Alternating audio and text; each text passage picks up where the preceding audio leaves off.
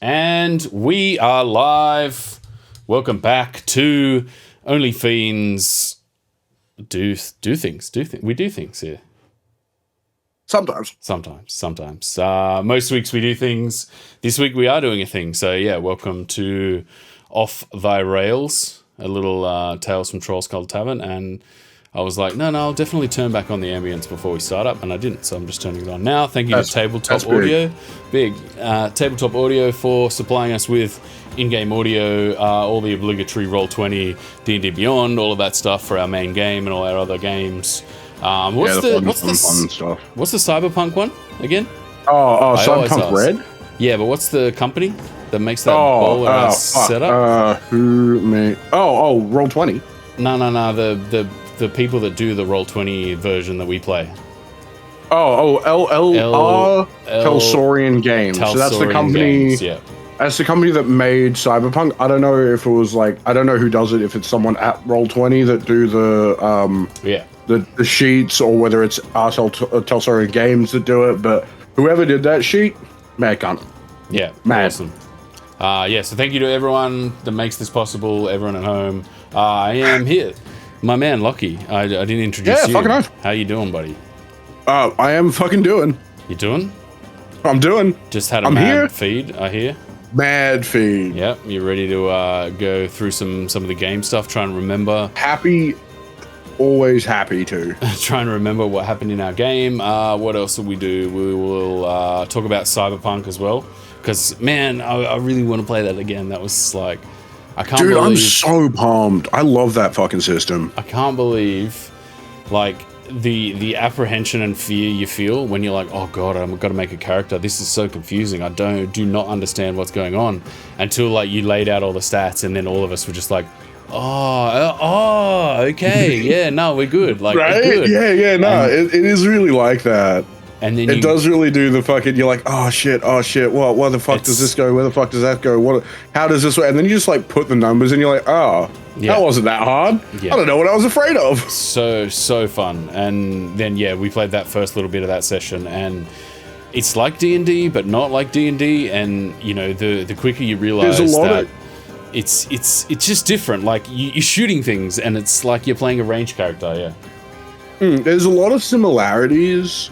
But a lot of it, I think, comes from the fact that, especially in combat, you're on a 2D plane. There's not a lot you can do with that, you know? Yeah, but it's just interesting, man. You just do, like, you think about it like it's D&D, you work through, like, what you're trying to do, but you're shooting guns, and just a different, not more fun, but a different type of fun that you can experience within the game, which I do reckon the more limited system of actions, where it's like you can do one thing and you can move, definitely leads to a much more kind of stressful and strategic way of playing, because in D&D, there's a fuck ton of ways of dealing damage. There's a lot of ways to hurt people, and it's a very combat-oriented system. You know, that's fair. I do like it for that. It makes telling, like, if I can turn my brain off, when I'm running D&D at least, if I can turn my brain off for the combat side, let the system do all that, it gives me more time for, and more energy for telling good stories. And I think Cyberpunk is less good at maybe streamlining combat, but it makes combat feel a little more touch and go. Like, I don't think there's ever a Cyberpunk, especially because, like, also with the limited healing system in Cyberpunk, I think there's a lot of, it can make it feel quite, what's the word? You know, not stressful, but intense. Intense. Like, it adds a level of intensity that I don't think. It's like 100%. A shooter, man. Adds that kind of level of intensity that I. It is. you really do feel like that combat mechanic is making you feel as though, you know, you're not strategizing, you're not with a team, you're not going, okay, like, got to get flanking, I've got to, like, you know, utilize this spell because these people are gonna, you know, I've got to pull something out of my inventory. You basically just like, I gotta fire my gun, I gotta get into position, I gotta fire my gun, and like the speed at which the combat, like, I at the start I thought, oh man, this is gonna be like tough. But then once you get into it, like the turns roll and roll and roll and roll. So you're back around again, you're moving, you're shooting, you're back around, and it really does feel like a shooter in a tabletop RPG. Yeah, and I think a really good thing about that also the limited actions you can take makes it feel like in like an FPS where you've got to take a break from shooting things to do a thing because your hands are busy busy not shooting. Makes a lot of sense for the system. Yeah. And I do like that. Because it does make doing anything other than just shooting and moving feel like more of a strategic sacrifice, and it really pushes people to think, which I do like. 100%. Although I did have to give you guys a hand with the whole throwing someone at the door thing. Just get in the elevator, you idiots! I was like, I want to kill this kid, but that's all D&D, but you're always like, no, man, I want to kill this guy. I want to kill him. Yeah, there is that. Can we loot anything? Like, that's the way you play, right? Yeah. No, 100%. I think there being less loot. It's a less looty system. But people don't always carry like a lot of money around with them. Like, you can probably get some bullets, but you're often more likely going to use up more bullets than you get from them.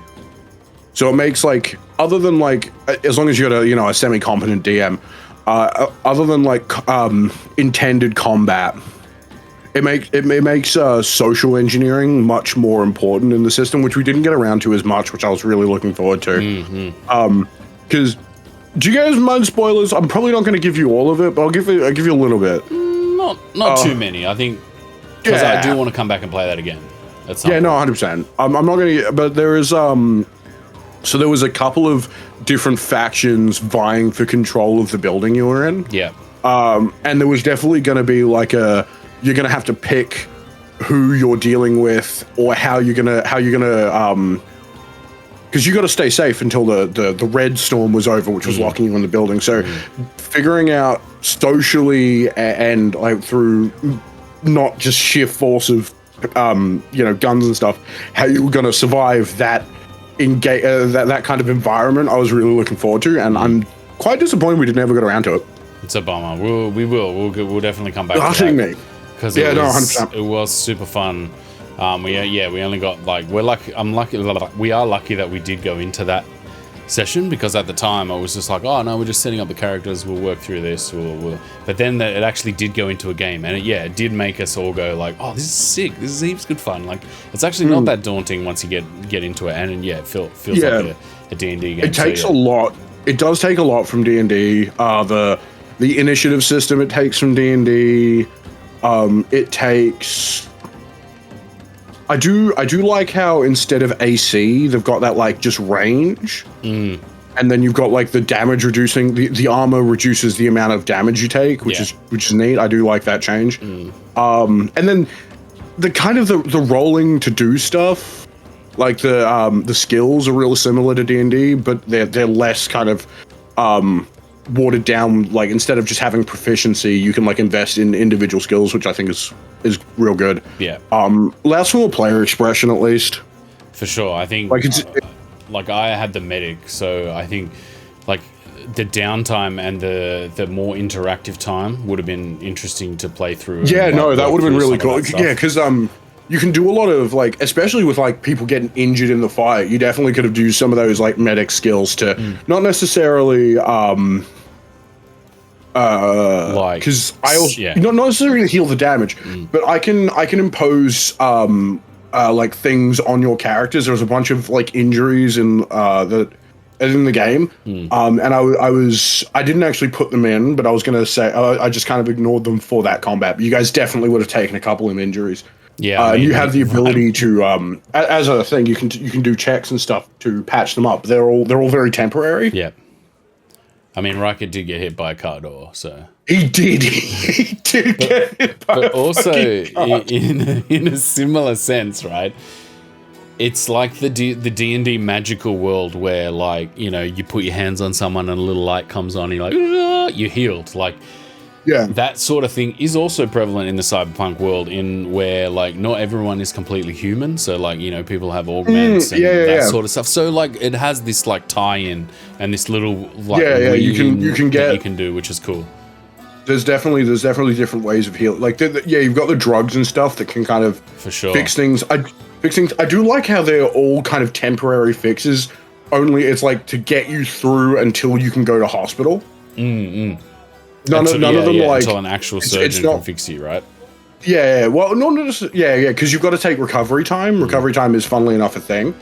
And like if you do for example, if you get into combat and you get hit, there's a roll I think you can make to reopen previous injuries if you haven't had the time that you've recovered, which I think is that's really cool. You know, like if someone like ripped open your guts and you got stabbed and like you're running around getting shot, your stitches are gonna come out if you're not careful. Yeah, for sure. I do think that like having that kind of system in place really adds to the feeling of like Cyberpunk makes you feel real vulnerable. I think the system's quite well suited for that. Like, I love D&D, but you feel like fucking superheroes. Yeah, 100%. It's just a different world, right? Like, it is the world of like magical healing and magical this and that, and like your weapons. Like, I always play video games, and I'm always just like, the person you can't run that long in a game. Like, you can run for like, you know, an hour straight in a game by just holding the stick forward, but like in real life you can run like maybe for 30 seconds and you're like, oh no, I'm done, man. Yeah, fuck this shit. Yeah, and that also is that immersion factor. But in Cyberpunk, it's just like a different type of immersion. And even after that first session, I was sort of thinking of like the cybernetics and like the enhancements and the subdermal armor that we were trying. Like, I was like, are we gonna get through this armor, man? I'm gonna like do something that's gonna get through this armor. But like, you don't know if that's gonna happen, and that's like the fun of like discovering an TTRPG for the first time. And it was amazing. It was awesome. Like, I hope we get to play that again in the future. Yeah, no, I'm looking forward to it. I'm excited. I love the system. There's a lot of stuff that it has that D&D doesn't. Like, there's for example, like D&D doesn't have a great ship combat system, which is real disappointing. I mean, because how late for the setting? How late were they introduced, but though, like ships, like actual naval ships? Yeah, no, I was thinking the space speeder. They've been around. Yeah, that system is also not very good. Yeah. But yeah, I was a bit like in D&D, like you're in kind of a high fantasy sort of setting, so you're like, and in this pseudo kind of Middle Ages-esque, you know, it's Middle Ages adjacent or aesthetically, which you'd think that ships being a major, or one, if not the major form of transportation during that era, besides riding a horse from one town to the next, they'd have a more in-depth system for that. And they don't. It's really disappointing. No shot for D&D. You know, they've got other things that are great. Love it. Cyberpunk has not only a system for traveling, so you've got like cars and vehicles have fuel requirements. They've got like it'll tell you how far they can go and how much fuel they'll use in that time. They've also got like there's rules for how far a vehicle can move, what kind of maneuvers you can do, kind of saves and checks you can do to not get run off the road if someone like rams you, and that stuff's all really, really cool. And because, you know, cars in at least, even though they're not super common in Cyberpunk, you know, they're more for the more wealthy, as you know, a lot of people just have to fucking walk or take the really shit metro system. Yeah. Shout out the metro system. Fuck, that's something I really want to do. I want to do some adventure where you guys go onto the shit fucking like the train lines, those mono trains, like get jumped. It's gonna be dingy. It's gonna be awful. I'm really excited to get my hands on that. What's the movie with the train? Is it Fugitive? No, is it where they fight on the train? There's a lot of movies that people fought on trains. Yeah, I don't know why I can't think of it. Is it a recent one? Because it's an oldish. It's probably like an 80s, 90s movie. 80s, 90s movie. I think it is the end fight in Fugitive, or one of the close to the end fights in Fugitive. Oh, yeah, no, maybe. Because the guy from Scrubs is like, he's in it. That's why I know that joke. Anyway, shout out to Sinette. She'll know that joke. But yeah, there's so much in that world that is going to be like super interesting to explore. So, yeah, metro systems. Yeah, there's so much stuff I want to get my fucking.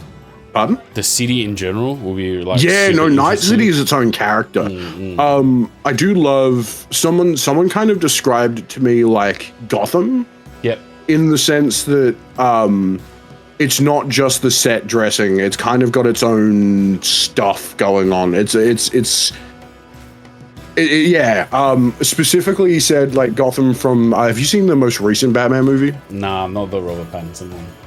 Yeah, I mean, it's not the best Batman movie. It's certainly not the worst. But it's definitely got, in my very humble opinion, the coolest representation of the city itself. Yeah.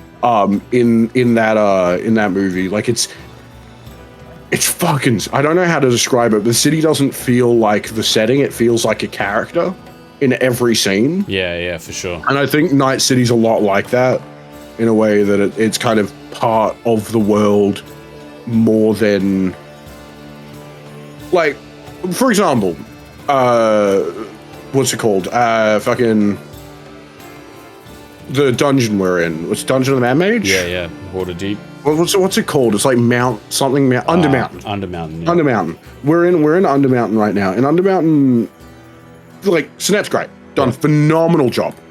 But just the way it is kind of doesn't feel like it's got a lot going on besides like the dungeon.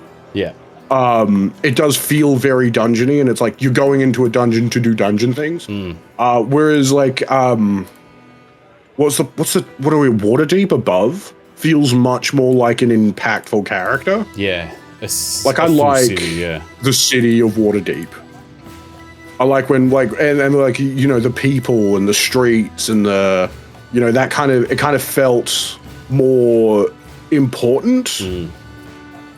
It really added to the setting. I don't know. No, you're making a great point. I'm getting real nerdy about like storytelling and stuff. It does make sense, right? Because Waterdeep and Undermountain in our game have like a very juxtaposed setup. Just a disconnect. Is because we don't go up that often, right? And it does feel like, you know, you have to be confined to that dungeon to get to a marker before you can then go, right, let's all stop and let's go back to the surface and do things. And also, like, I think it's ingrained into our characters as well that there isn't that whole, like, let's go back, let's go down, let's go back in our characters. I think all of our characters are a little like run away from homey type characters, you know, and I fucking don't want to be at home, man. Like, you know, those types of characters. I kind of miss going up to the surface. Because we did spend way too long on the first adventure before the dungeon. We took way too long, and we were just exploring the city and meeting people every fucking session for what was like a year and a half.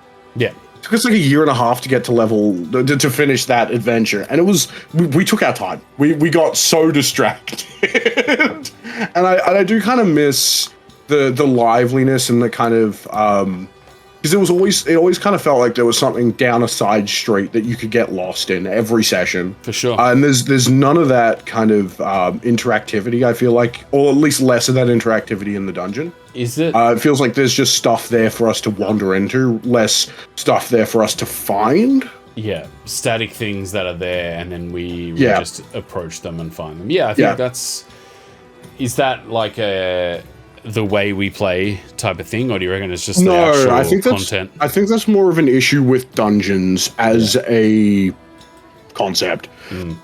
Because like it's not just Waterdeep. I've definitely been in other dungeons before. I feel real similar. It's just it's an issue with that kind of environment, that the dungeon crawl environment. And look, don't get me wrong, I do love some combat. I love getting into fights. It's so much fun. There's just something dungeons miss compared to cities. And I think Cyberpunk does a really great job of even like what we're in now, a dungeon. It's lived. like there's people everywhere in Cyberpunk. There's no there's no like you don't go there, it's scary. There is the combat zone, but people still live in the combat zone. Yeah, like regularly. There's a like even what's it level? Is it level 3 that we keep going back to? Is the city underground? Yeah. Like even that. I can't remember the name of it. Why can't I? Like it's been so long since we played. It's been so long. Why is that slipping my mind for some reason? Anyway, that kind of city. No, that's not even close. Something like that. That kind of city that's Skullport. Thank you, Skullport. Yeah, even Skullport felt more like that, and that's just. I think it also might be a personal preference, but I do like having adventures in cities because there's always even though you've got like a battle map here and we're fighting here, like you can see kind of like shops and houses and stuff along the side. You're like, maybe there's someone there who can help. You know, there's that feeling of you're not kind of alone in a place. There's people and stuff to interact with. That doesn't feel like it was put there. It felt like it should be there. For sure, and I think like the way you're describing it, right, is that Cyberpunk, the organism is the city in which you all interact with, and the battles happen in the city. They happen, like as part of that whole set piece. Which, I get. I know. I'm wondering if in our game, like, there is a juxtaposition between being in a city and that being the organism of what we do, and then being in a dungeon that isn't. They're not like connected together. They're not it's not like Diablo, like, where you go town, heal up, do all your things, and then you're like, this dungeon, okay, and you go over to the dungeon, and then you're in the dungeon. It's kind of like there's this like hierarchical thing where you're not necessarily going to that spot every time to do this certain thing. You kind of there's no hub town. There's no hub town. You don't go back to get your potion. You restock your potions to to fix up your armor. And Cyberpunk has a really good system for that. Like armor and weapon durability do exist. Ammo's a thing, and you can't like just make bullets. You know, it's a complex thing. And so having to go and like you need to rest. You need to like fix your stuff, like your car gets like if you go on an adventure and you get into a shootout and your car takes a couple bullets, you gotta go get your engine lip fixed. Shout out Phil the Lip. Phil the Lips, let's go. Shout out Phil. Phil and his fucking helicopter blade sword. No, shit like that is like so Cyberpunk, just ridiculous stuff. Like the dude uses a helicopter blade as a sword. Why? Because I was looking at it. It was like heavy melee weapons. Examples: a two-handed katana, a piece of rebar with some concrete on it, a sledgehammer, a helicopter blade. And I was like, I'm picking that. That's so cool. So good. It was one of the examples in the book, and I was like, "That I'm done instantly." And it came out, and it made such a good character. It's an interesting setting also to make like cool things. Cyberpunk is just always just genuinely interesting. If you ever get a chance to like always like read certain things like Neuromancer and stuff like that, there's all these little shout out. Neuromancer is so good. There's all these little interesting things in there that can like you can intertwine and interleave into your Cyberpunk lore and like the way your characters kind of interact with everything too. It's just a cool world, man. It was good fun. It's a sick world, and there's so much you can just do aesthetically too. Like there's nothing like I could put some dudes in like classic knight armor swinging swords, and you'd be like, that's kind of weird, but it doesn't seem entirely out of place. Like they're like aesthetics and like cults are 100% a thing that like exist all over the place. Like there's dudes that dress up like old timey theater characters. There's guys. There's like a gang that drinks blood. You know, there's a bunch of weirdos. And and if you want to add some weird shit into Cyberpunk that doesn't like you don't think it fits, don't worry, it does. It fits fine.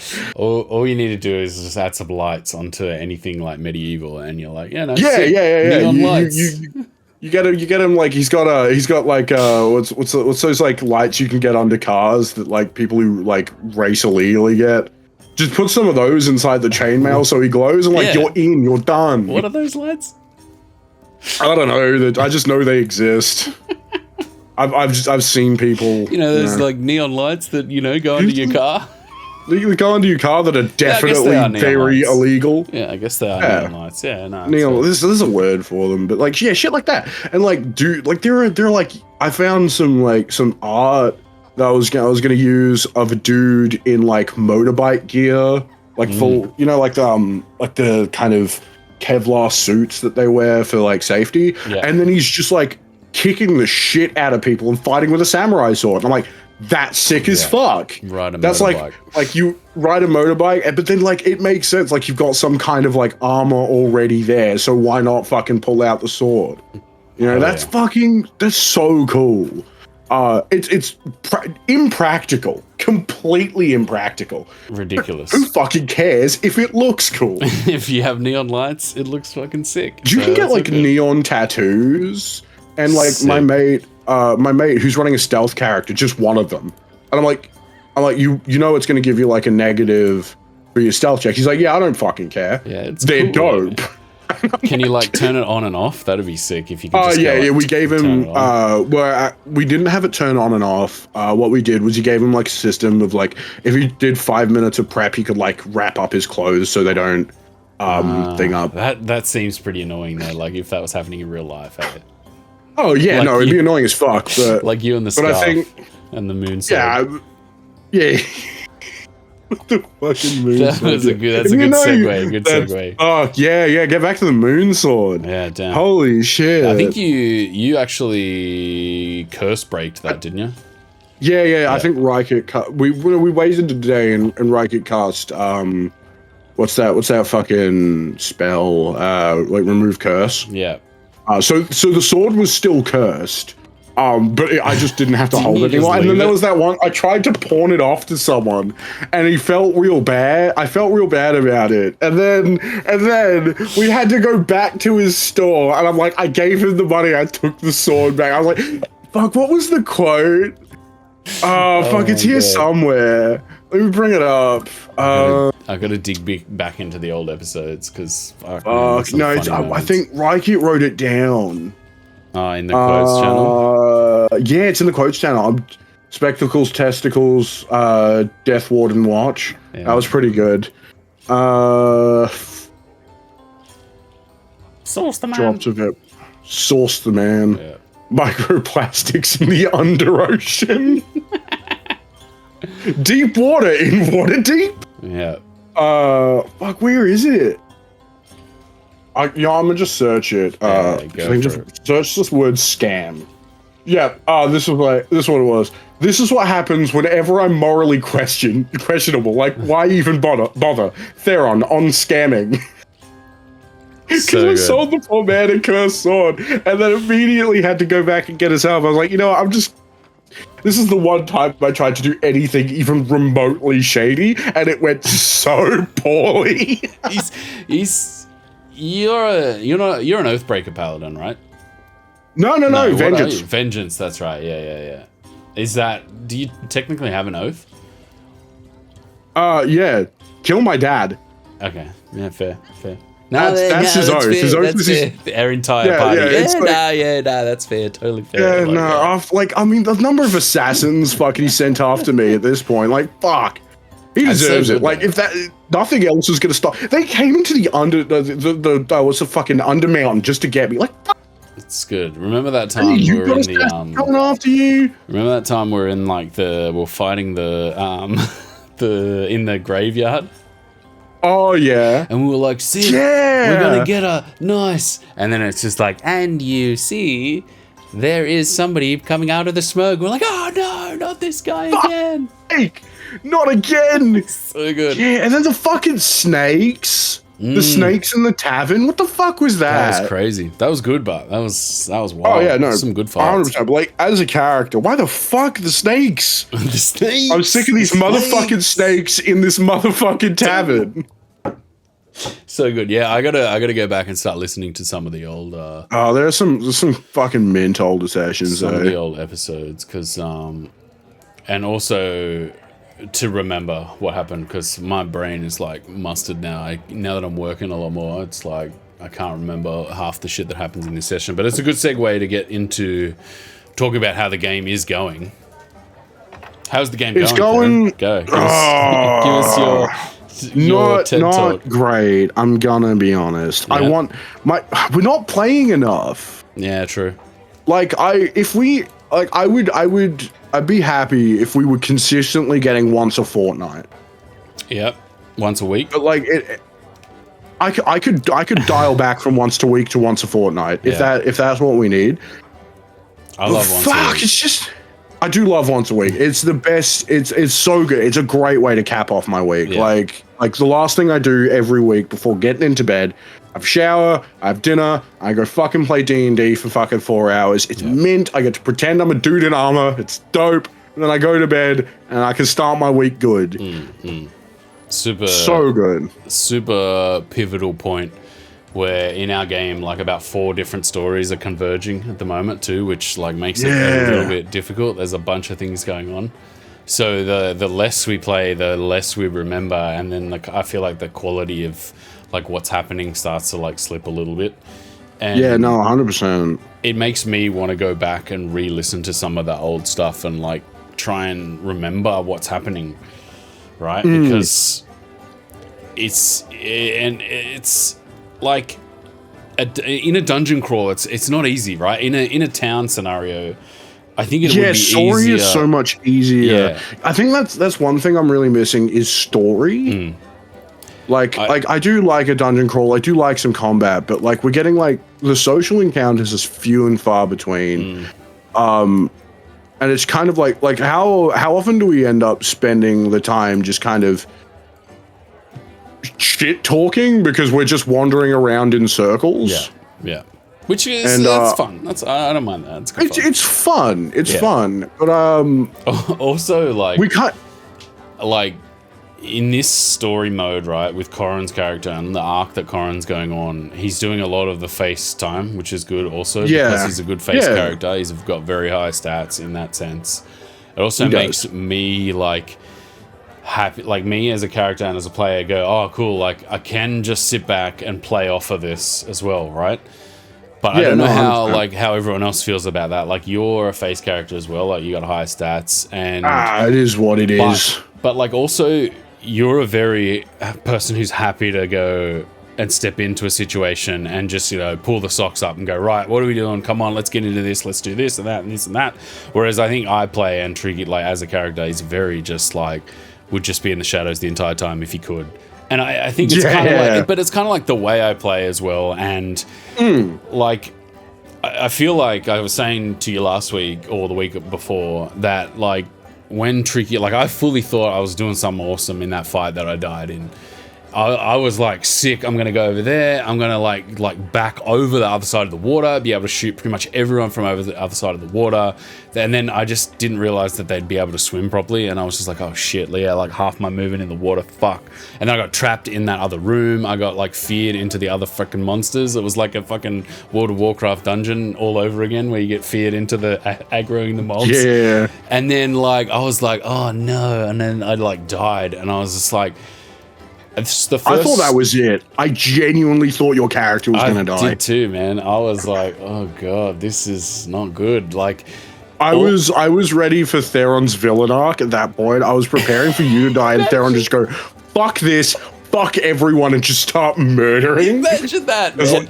Because like both of us, like every character, like that we've been with has like either passed away or fucking disappeared. So like the two of us are so strung out in that sense, our characters, right? Like, yeah, like emotionally I think like the only thing Theron's got going on right now is a desire to kill like the I think Theron's big thing, his big next goal, like besides the overarching goal of getting his soul out of Asmodeus's clutches, because that's not great. Like I'm gonna be honest, his end goal is just like open a farm somewhere. Like just go be a sheep farmer at the edge of like Waterdeep. Like he's pretty chill about that. Yeah. He just wants to he knows he's too young to retire, but like if he gets enough money together, go buy a farm, you know, do the fucking we're gonna look at the fucking rabbits, Lenny, you know. Yeah, fully. It's funny because like it kind of imitates real life in a sense that like the more people you surround yourself with, the more like you have to lose, right? Like the more you go through life and like you have a family, you realize like that all of that stuff is really important. You don't want to lose it. It's kind of like that in the game, right? The way we've been playing the game. Yeah, no, 100%. But like, you can tell both of us are very just like, yeah, it's the two of us again. Yeah, one bad day, you know, and I think that does kind of play into the way we're playing as well, in maybe a positive or a negative sense, like depending on the situation. But it is interesting. It's fascinating. I do like how Theron's gotten less gung ho as the days go on. Like it's not sprinting first thing into combat anymore.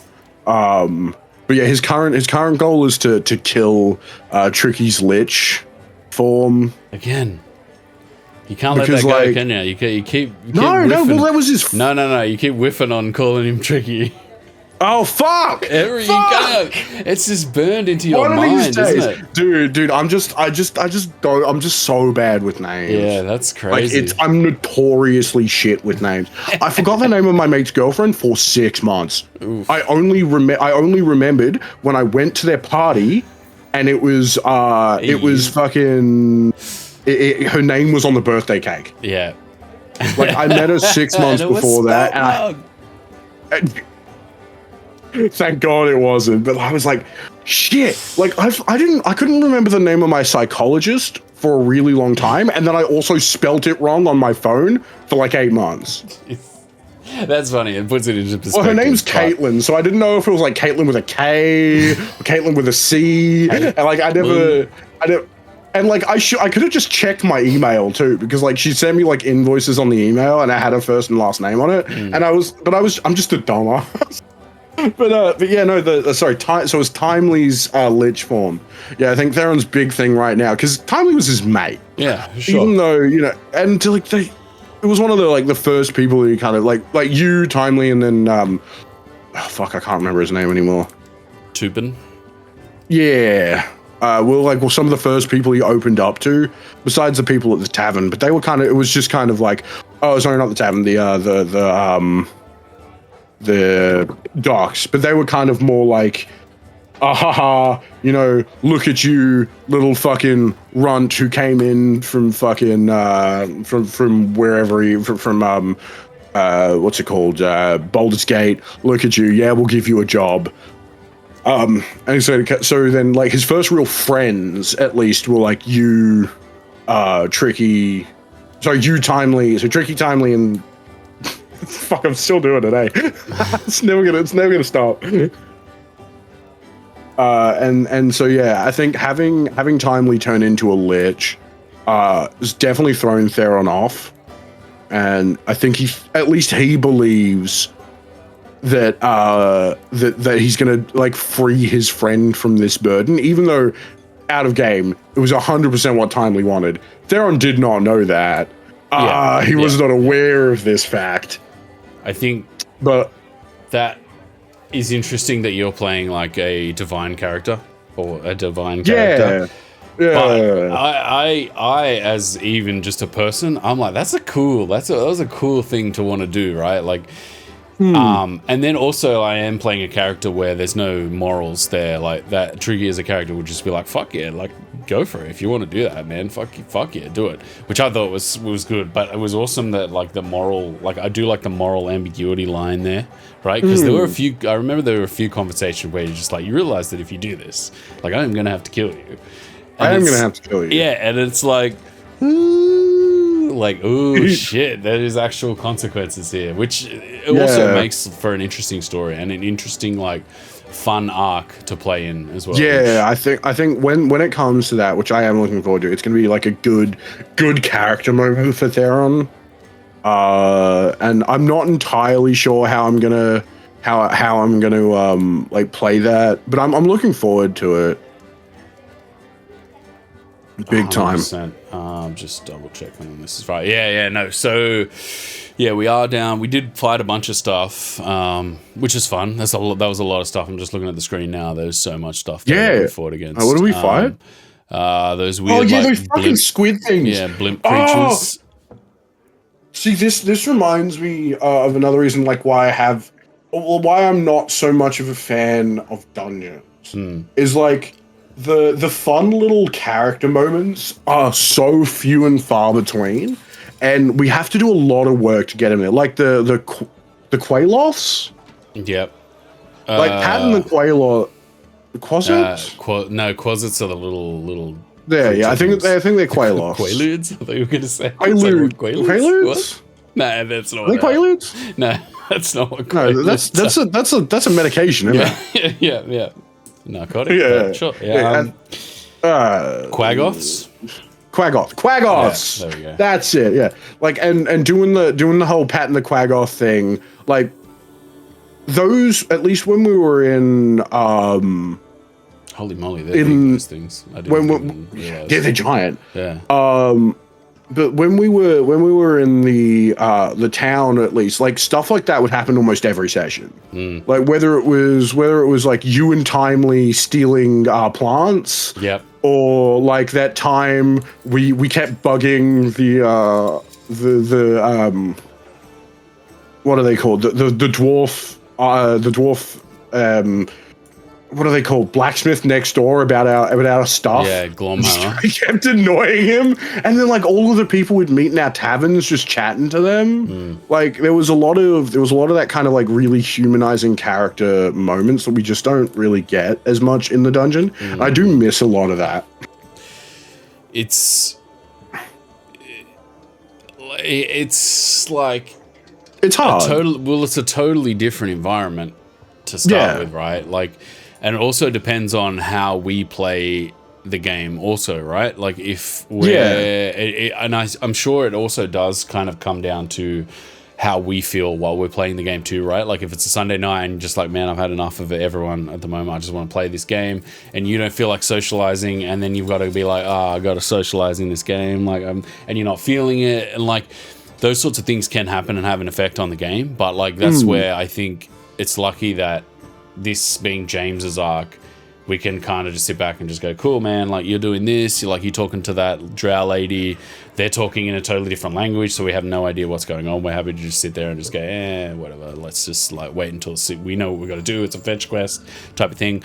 And also, like in the game, we haven't known these people for that long, right? Like you and I have known each other for a long time, but we are still we don't really know these people. And that's why I think we need some more of those kind of like more humanizing moments to learn more about the characters outside the high stress environment that we are in.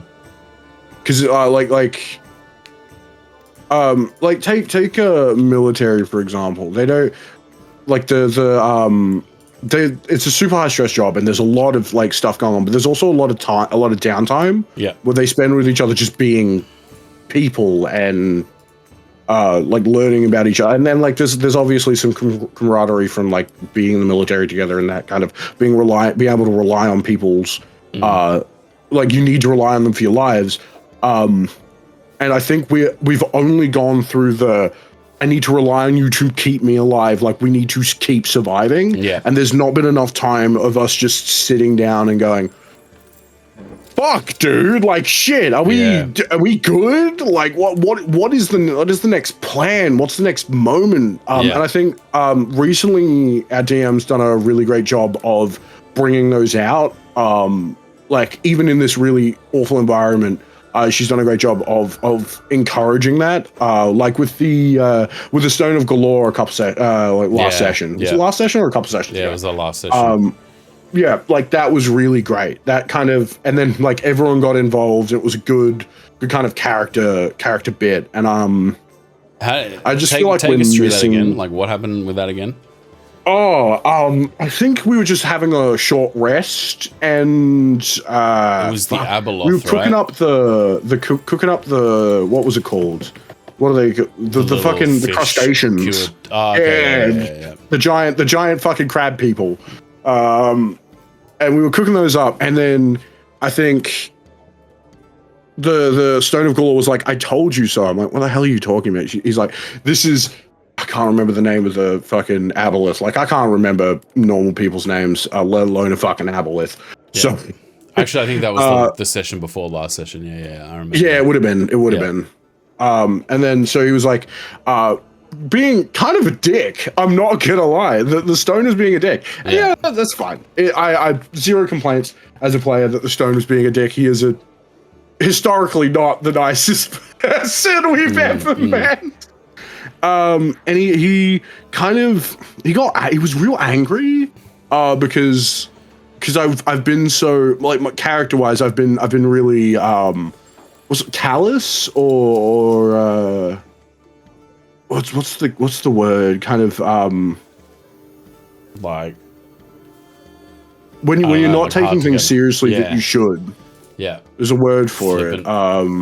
Flippant. That's it. I've been real flippant about the fact that, like, there's demons trying to kill me, and, like, you know, I've still got to deal with my dad, and now we've got an aboleth that doesn't like us.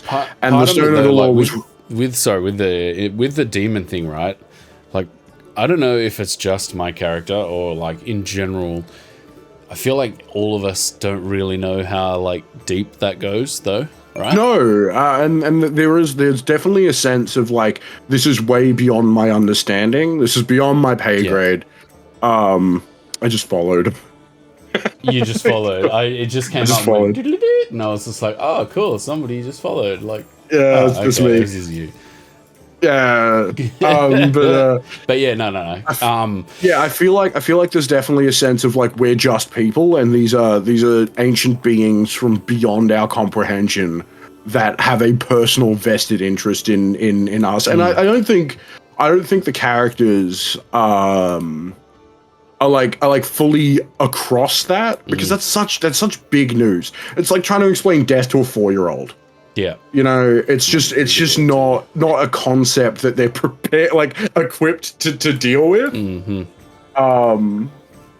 Like, how do you do that? How do you explain that the primordial being from the dawn of time, King of Hell, personally wants to see your downfall? Like, no, he doesn't.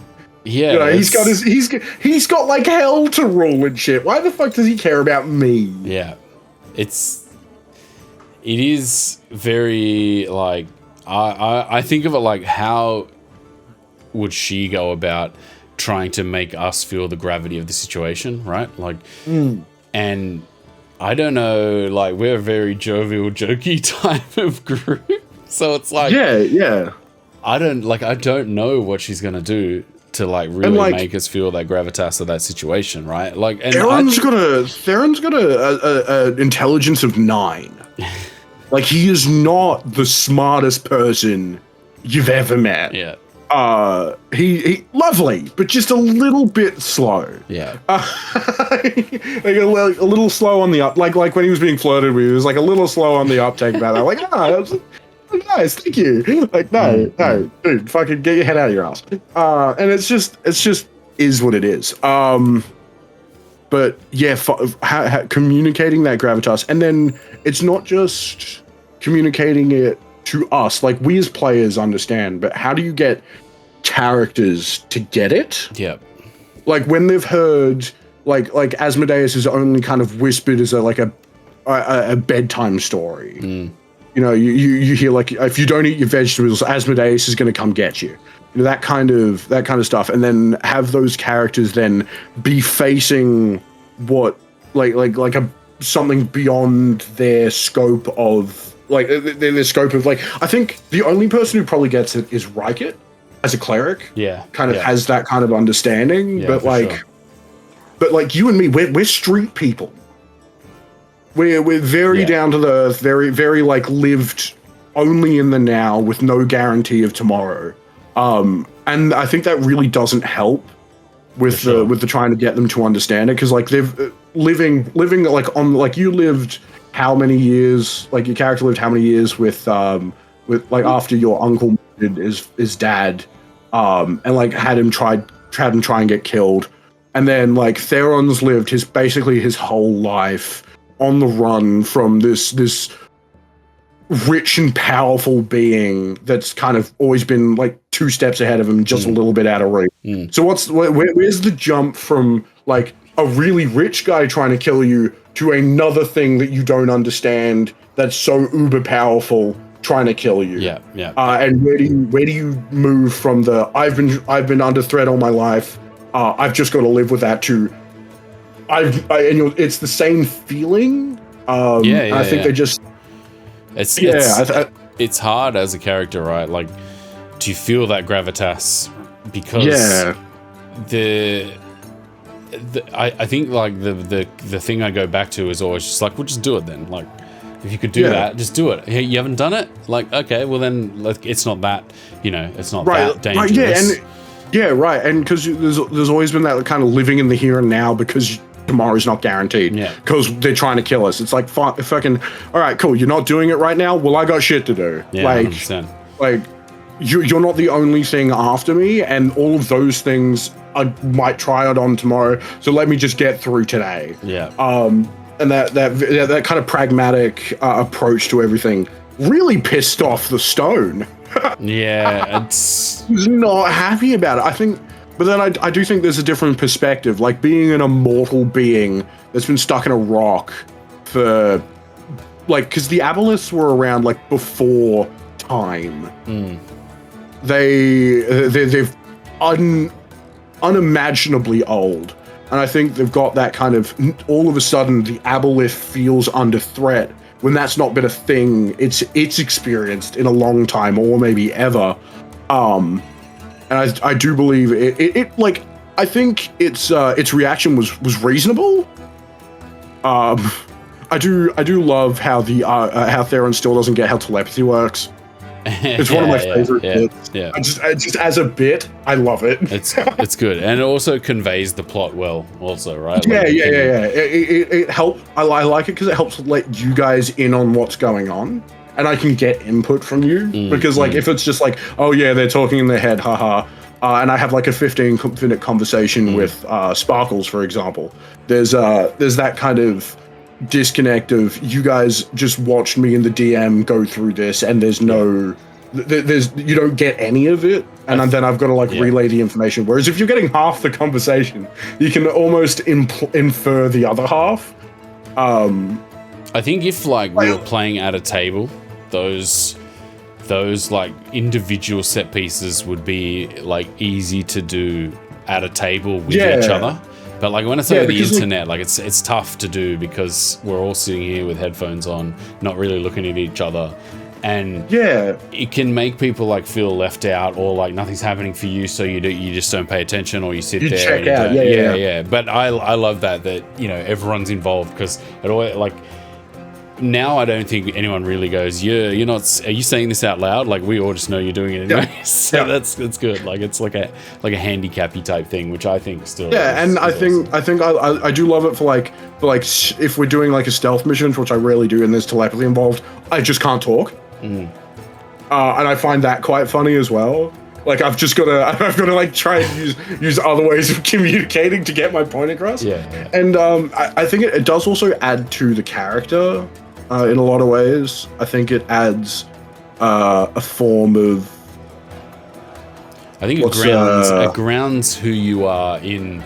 Like, yeah, all right, we know you're a bit of a dumbass, but like, there's a joviality to it now. Like there is an interesting aspect to it now, and it's not just like her, me dumb, like her. Like there's an actual like a nuance to it, which has created a way for us to interact, which I like as well. It's an interesting. What's the word? It's a quirk. Yeah. And everyone has weird quirks, and it makes them just feel. At least for me, it makes Theron feel more like a person and less like a character. Yep. More. Yeah. There's just that little bit of like I'm inhabiting a thing rather than I'm just kind of playing out. Like it feels more like improv and less like playing a video game. I think when we play and interact in general, I definitely think that like there is an element of all of our characters having a little bit of that emotional like stuntedness, not stuntedness, but like a lack of emotional depth, right? Because there's what, 5 men, you know, playing the game in a role-playing sense over the internet. Yeah.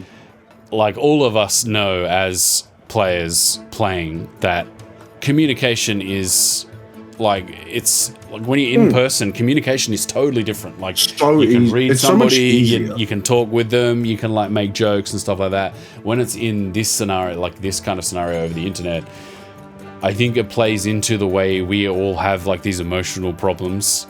And we are all like teenagers who don't communicate with each other. Like, Without a doubt. Yeah. Like, I think Theron's fairly good at communicating, but really bad at getting his point across. Yeah. Like he tries, he just really sucks at it. Yeah. And that I think like endears all of our characters to in a way together. Like I feel like Riker as a character is all like the most nuanced in the fact that he's got both sides of his character, and Corin is very like out there and assured, and I like that because that kind of fits our group where, you know, there was 4 myopic people that all just were like marching towards just like, oh man, we're gonna die, as me days, oh this sucks.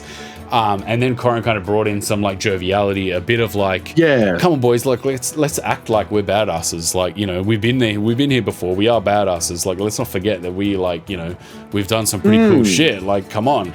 And that's kind of like given us this lift. We did find the fucking the treasure, the money. Yeah, hell yeah. Yeah, we definitely. There's definitely like a sense of that. Yeah, he did. Yeah, we did. I think.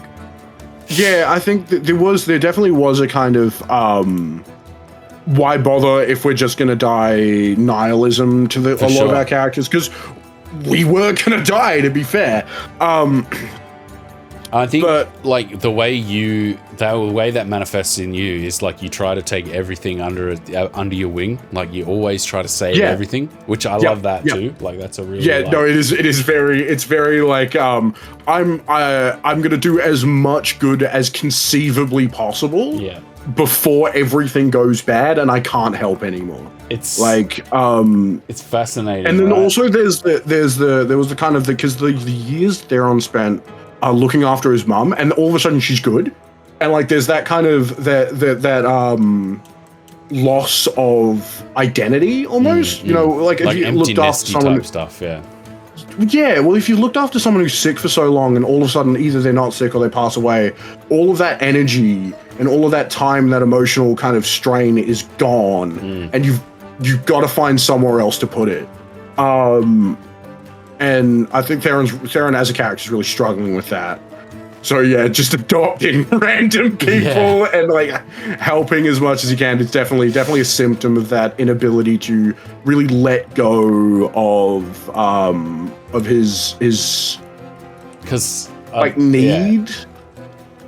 No, but I think it's inherent in his psychology as a character too, right? Like, well, I mean, that is the distilled form of his why he's doing this is because he wants to help people. That's why he he covets the fact that he can help people, and this is just like another like physical like a reminder of why that's important to him, which I like the way you do that, because it's also something that has 2 sides of the coin. Like, oh my god, you're like another one there, and like, it can be incredibly inconvenient. But at the same time, like, it's also like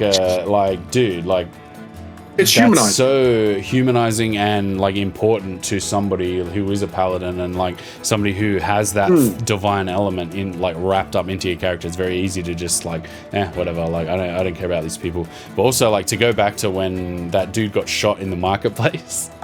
Like the way that happened, like, I want to make some sort of like comic or something for like us just standing there talking to him, and then like a bullet coming out of the dark, and like the whole market just fleeing, and we just kind of like turn around nonchalantly, like, oh man, come on, like why'd you have to do that? Like in no danger whatsoever, even though this guy's just been killed in front of us. We're just like, oh come on, dude, like, do you really need to do that? It just like makes me think of that, like I don't know what show it's from, but it just makes me think of like the no consequences of something happening in a sense where like it means nothing to us, but in the end, like it does mean something to us in the fact that like you then took his daughter and had to like take that trauma on as a character. And I felt responsible. Yeah, because it was I was also the one pushing him for information, and so my actions directly led to his death.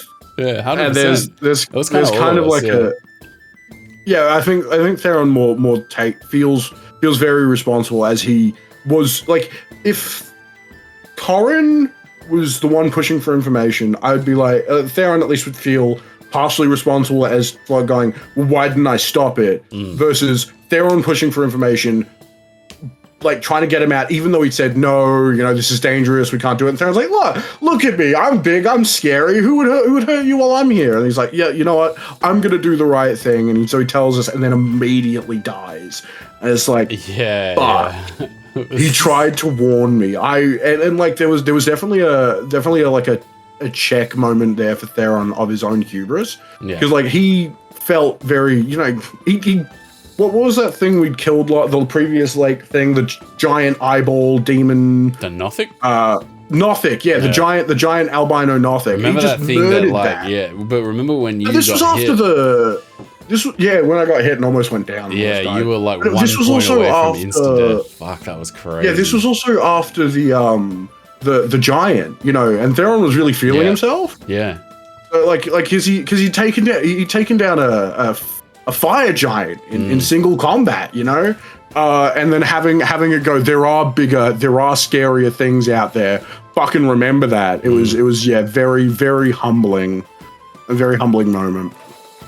100%. I'm just trying to go back through. I don't know if we have that moment on video, like when. Yeah, I'm not sure. I think it's it's somewhere because that might be pre-recording.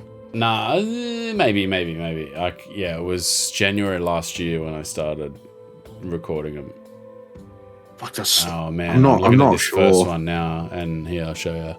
Remember this when you took the dude out of the bottle, and then, you put him in the cut his tongue out and put him in the bottle. Yeah. That was crazy. Yeah, I remember. Because he got what's her name almost killed. Yeah. The ginger fucking botanist. Yeah, Fala. Look how bootleg this. Look how bootleg this setup is. We come from humble beginnings, and then we've gone so far since then. You would have recorded it then. Rocket in the dimension, that weird dimension space. Yeah, that was fun. But yeah, no, we're in an interesting spot. I do think it helps to go back and remember these things. Like I have a very my brain doesn't collect information the way it used to anymore. Like it is very show me an image or show me a visual or talk to me about something and I'll go, oh yeah, this happened, that, oh, remember that. But I can't just conjure these things out of my brain anymore and just go, oh, you need a bit of a bump. Yeah. Which I think it'll help if I personally go back and start watching and looking at some of this stuff to kind of remember some of the mad shit that's happened. And then I think as a group, to understand that we have done a lot of shit. It's very easy to be sitting here now and just being like, oh yeah, we're restarting. We're in this little arc where Corin's trying to do something and kind of forget everything before it. There's a lot of stuff that we've done in this game that it's very easy to just go, oh, I forgot about that. Oh yeah, this. Oh, remember that? You put that guy's head in the bottle? That's crazy. And we're gonna put the I did murder him in cold blood. Yeah, that's quite possibly the most vengeance paladin thing I've done this entire game. Low-key, that was so awesome. And then you dragged his head all the way, or his body or something, all the way into another room. And then we're going to use his head's still in the bottle, right? The flask. No, it's in a bag of holding. Yeah, and we're gonna put some poison in the head. We were gonna poison the mind flayer. Oh, that would. But I think that head is definitely rotted away at this point. It's gone. It's gone. But yeah, fuck. But that was cold. It didn't feel out of character, but it definitely felt like almost a turning point for Theron. It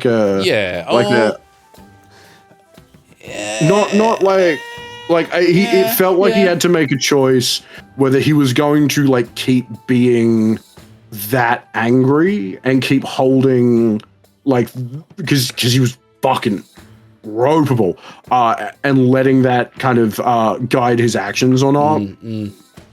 And I definitely think, as of right now, he's chosen the not murder path. But then Tricky died. It's a timely died. Fuck, no, you're still here. I did. I was like, hey, it's a 50-50 now because I did die. Did you? Yeah, well, I died and then got revived. Oh.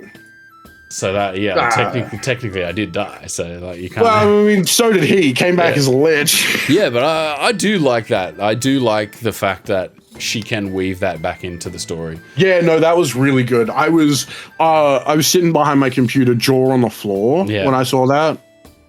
I was like, she should do it. She should do it. She's gonna do it. She's gonna do it. Oh my god, she's done it. Oh, this is awesome. Like, this has potential to go in certain directions, be like a recurring thing she can weave in and out, which is like a cool thing, like an homage to one of the old characters, as well as like an actual cool thing. Like, it's not like a recurring NPC or like just a low level thing that's in the game.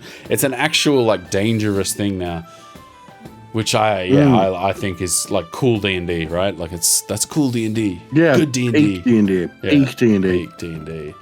Peak D&D. All right, yeah. So the game starts back up next weekend. Hopefully, I haven't really talked to her. Yeah, I think so. So I'm assuming I can check. I messaged her the other day. Yeah. It was either next week or the week after. Let me double check. I took my camera. I think so. It's don't stress. I can't do anything though. I can at least do it.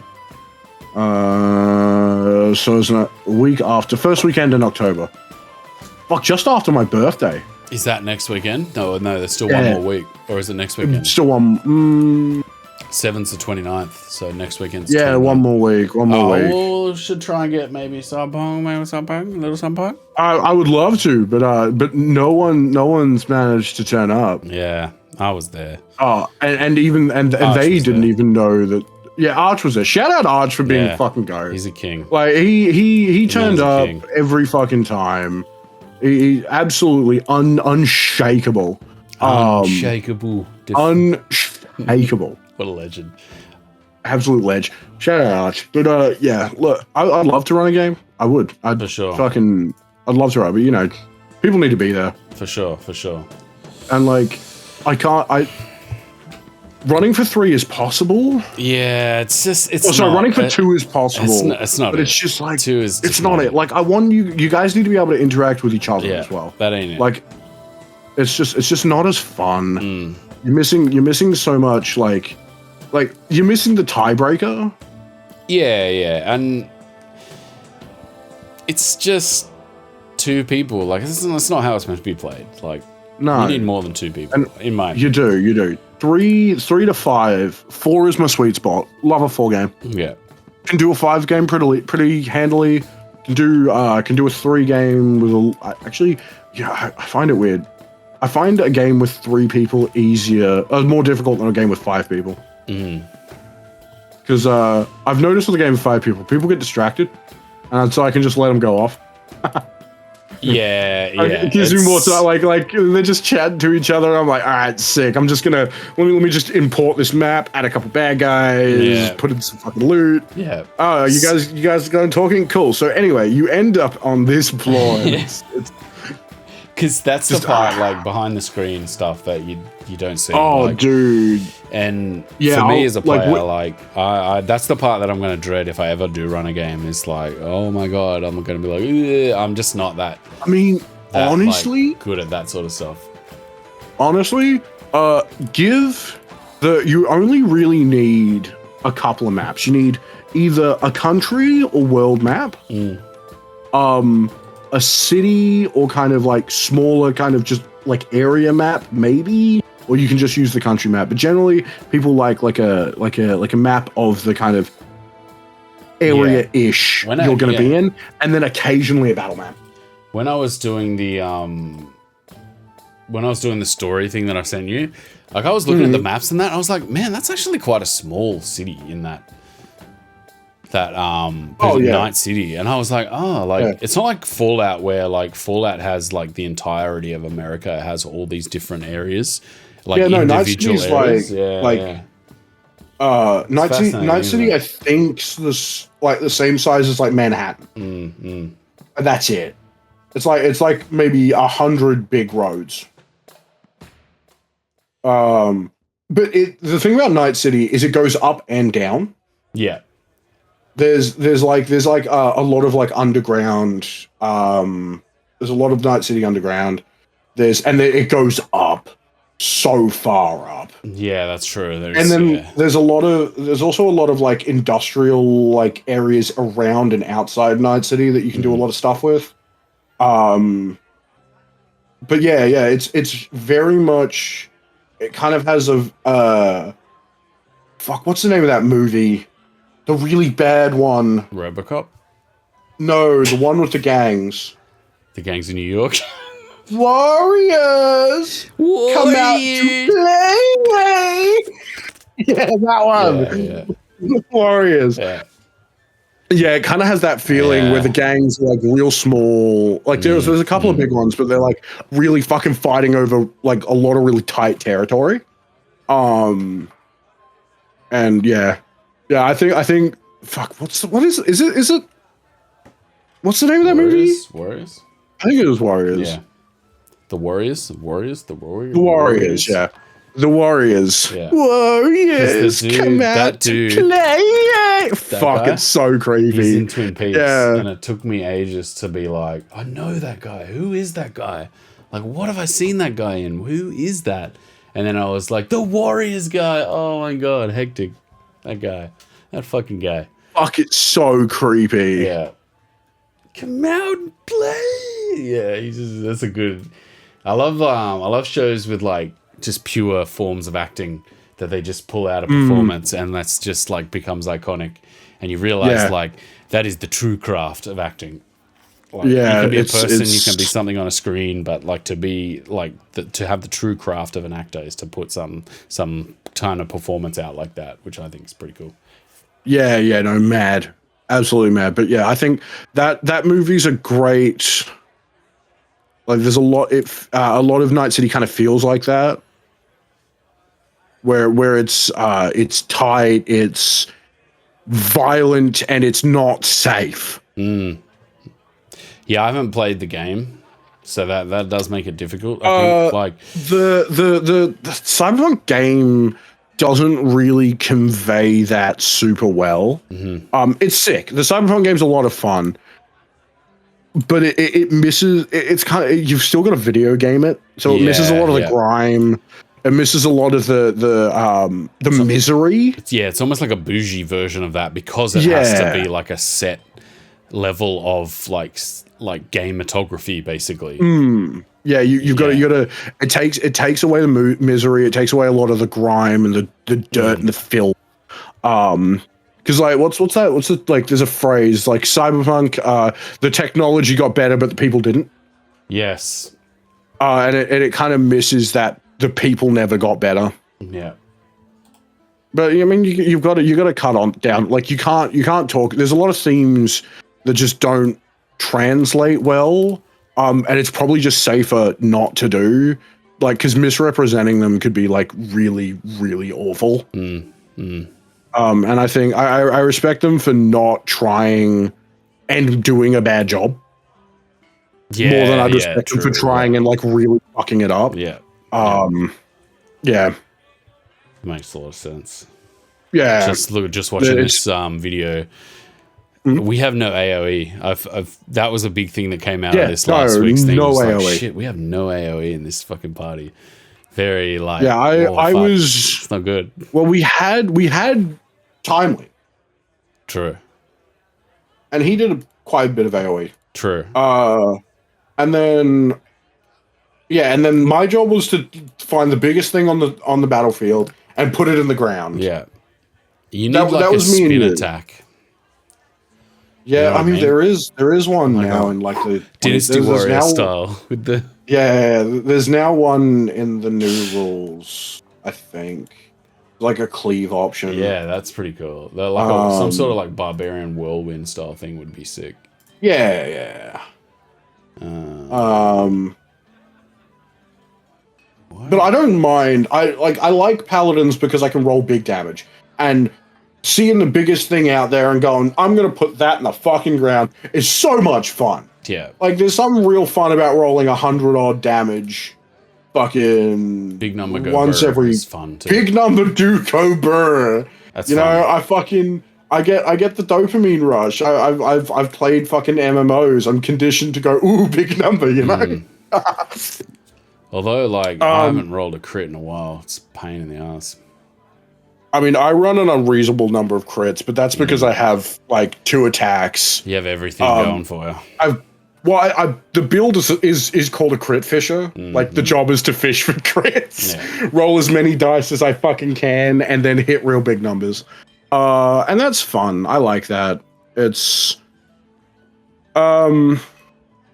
It does limit my utility in fights with a lot of people. Like the last one. I can't do a lot. Like, I can kill maybe 1 or 2 things per turn, but I can't deal a whole lot of damage to a big area. Yeah. And that does definitely... It's kind of like all of us really struggle with that, which it's an interesting aspect of like being a DM and just being like, cool, if I throw like loads of things at these guys, then they're going to be completely fucked. And that's part of playing the game too, right? Like that is part of playing the game. Yeah. Well, I mean, yeah, it is. I had something I was going to say, but now I can't remember what it was. Something about, would you ever go back to using your rapier and shield? My sword and shield? Yeah. My sword and mod? Yeah. Like, maybe. Is it interchangeable?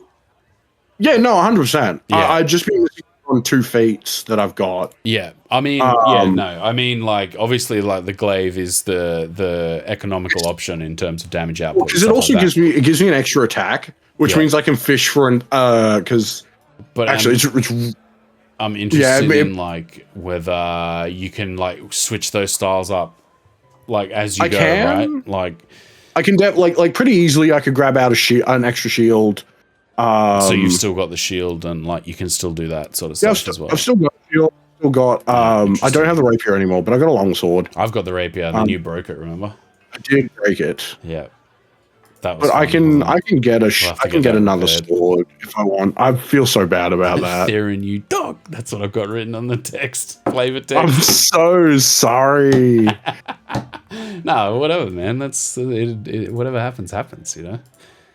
I'm a gambling man in the game. Like, go for it. Like, if you want to. Yeah, I mean, I can definitely do that, but honestly.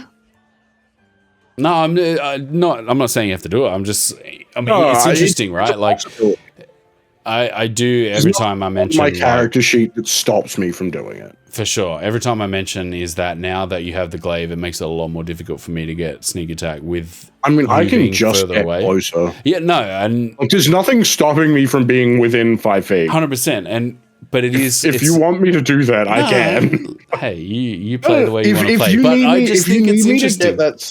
I mean, you can just take it as long as you don't move. Well, I remember being like, dude, this is sick. You got a glaive now. Like, you're going to do so much damage. It's fantastic. Then the first fight, you were standing fucking 10 feet away from the person. And I was like, oh, man. No, this sucks, dude. Oh, no. Now you got a glaive. I think the new 2024 changes do change that. I believe they change it to in melee combat. Yeah. So as long as they like agreeing with what you're saying. All right, this is a good time to segue into the 2024 changes off thy rails. I did have a couple of articles here. You got my screen. Oh, here we go. Oh wait, no, this is just a tank article I was reading before. But I should look it up. The changes. There's so many 2024 handbook. There's so many. Like, yeah, we need to discuss like what we're doing with those. I think we've just agreed like we're going to use like mostly the fucking old ones, but like there's definitely some new rules that I think are quite cool. My Google the changes to you specifically rogues. Yeah, got a lot because they backed out of it, right? Like they were going to change it and then start deleting things out, but then they reneged, initially. Right? initially they were going to leave. What the fuck? There's a giant like bubble next to you. The thumb up. Oh no, it's my camera because Sonoma like does a bunch of like reactions. Let me turn that off. Oh, that's so weird. Okay, I turned it off. I thought I'd press something. No. I was like, the fuck did I do? I turned it back on. See, if I do this, watch, will it do it again? It'll like. I don't know if that. Did you see that? Kid? Oh, it does it on the camera. Oh, that's wild, man. Like fucking. Yeah. That is wild. Anyway, there's a lot of changes. I don't like the changes to feats and backgrounds. I always felt backgrounds were much more of a flavor thing, but now they're super important. And it can really limit your storytelling. It's like backgrounds are good, right? But you've got to really go deep into it, right? Like, you know what I mean? Like, you've really got to get right into it. And then like, I would say that a lot of people would like do this whole like, I'm right into it. This is awesome. I'm going to do all this. And then like it never just really materializes. So everyone just goes. I mean, these days the backgrounds just kind of give you feats, the new ones. But that means if you're going to try to optimize your character, you're even more limited storytelling wise. You know, like, look at this. And I don't love that. Look at this little piece of propaganda. 2024 players handbook change has already made me stop using 2024 edition. Anyway, keep going. All right, let's see. Oh no, I want to read. I'm judging. Most of them aren't necessarily things that would push me to immediately toss aside the 2014 copy. I've been running a long-term D&D 5e campaign for years, and I'm quite comfortable with the older edition at this point. That's not to say I always remember every detail off the top of my head. I definitely don't. Blah blah blah blah. Although I generally D&D online, I always keep physical copies of the core books on hand during session. A task can be tricky with limited desk space in the show. Blah blah blah.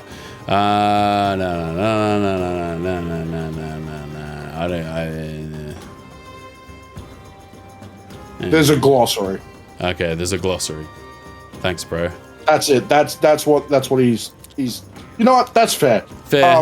Actually, I can get that. I can get behind that. Having a glossary and being able to flick to the rules immediately when you need to is incredibly convenient. That's and especially if you're using the physical books and you're checking rules often. I respect that. I respect that. But that's like the 2014 book isn't as convenient. No, in addition to my long-term D&D campaign, I've also been running a low-level dungeon crawl, blah, blah, blah, blah, checking with the certain play. I've ended up cross-referencing the 2014 book, clarify the differences, the greater accolade for the 2024 player's handbook. However, is that I've also started picking it up for the campaign that's still on official 2020, blah, blah, blah. Yeah, it is the glossary, it looks like. It's a glossary. Yeah, no, fair. Good, fair. Yeah, fair. As a DM, that can definitely be more convenient. But also, you can Google 3 words and get an answer. That's true. So, you know, I mean, if you like flipping through books, I do like a book. That. I like a book. You know? I respect that. Yeah. But also, if you it doesn't super add to the convenience. I think because you can just fucking press. You can open the magic of Google and just Google. Googling is how much can a character carry in D&D, and it'll just link you to whatever page it's on Roll20. Because Roll20 has the entire player's handbook. Not like you can't use it for any games on Roll20, but any rule checks you need to make, they're right there. Yeah, it's not that hard. Googling, I think, is definitely a skill in itself too, right? And I think a lot of people don't have that skill. Me, I don't think I really have. I'm a very flippant random Googler. I finally arrived at where I needed to go. Having the skill to check a thing is a different type of skill than going into a book and just flipping through and being like, oh, remember that page there, I think. Yeah, no, totally. That's fair. Then again, I'd probably suck ass at doing that in a book also, so. I saw a ranking subclass things. What's going on there? Yeah, you want to rank some subclasses? Tier list? Yeah, fuck it. We'll rank some subclasses. Tier list? Subclass? Okay, let's do sure. We'll do it. We'll do it our very uneducated tier list. All right. Well, this will be the portion of where the actual podcast will end, because I don't think people want to listen to us ranking So I'm just going to put a marker here. Thank you everyone for listening, and thank you everyone out there for watching. Yeah, the Sunday after next Sunday, we will be definitely back to our normal game, but hopefully next Sunday we will do something. So yeah, definitely come back to that. Yeah, and I'll end the audio section here, and then yeah, we'll just do some tier lists and rankings. Oh, you'd be surprised. People. Hey, if you've gotten this far through the video, on behalf of the OnlyFiends team, I just want to say thank you so much for watching. I play Tricky in the game, and I do all the editing and all the streaming stuff, so I personally want to say thank you so much. Please like and subscribe to this video on YouTube. Hit the bell notification. That's really going to help us to grow and get out there. If you do want to come along and see us live, we're live on Twitch at twitch.tv/onlyfiends_DND. We are live on Sundays for the main session. Unfortunately, it's 3 a.m. in the US, around 3 a.m. in the US, around 11 in the UK, and around 8 Eastern in Australia. Come along, chat with us, support us and help us to grow. Give us a follow on Twitch, and then I will re-upload these on YouTube at a later date. So we really appreciate all the support and all the help, and enjoy the rest of the session. I'll A/B it. I'll see how we go afterwards. Good call. Good so call. I put a little marker there, so I remember. Yeah, a little marker. So it's like, this is the end of this podcast, and then if you want to keep watching for this bit, go off, King. So what did I do? I had subclass tier list, monsters tier list. I would be a shit monster. I homebrew. I homebrew all of my monsters. I have not used an official monster in maybe ever. I love, like, one of my favorite things to do in D&D is homebrewing monsters. I love a good monster homebrew. There's a new Ravenloft novel coming, 2025. Interesting. That's fucking so much. I add this because... Is that fucking AI art? That looks so much like AI art, man. That's AI art. Fuck this website. I don't know if it is, but look, I don't know if it is. No, that's fucking AI. Very AI. That's so AI. I thought the same thing. Yeah, maybe that is a bit. That's generally not too bad. It's not bad, but it's still like. But that is a very AI pose. Like, why is there blood like coming from the middle of her neck, and it kind of the flow stops at the top of the neck, and then there's blood coming out from the brooch. Well, the blood would drop down to there. Like, maybe it would land there.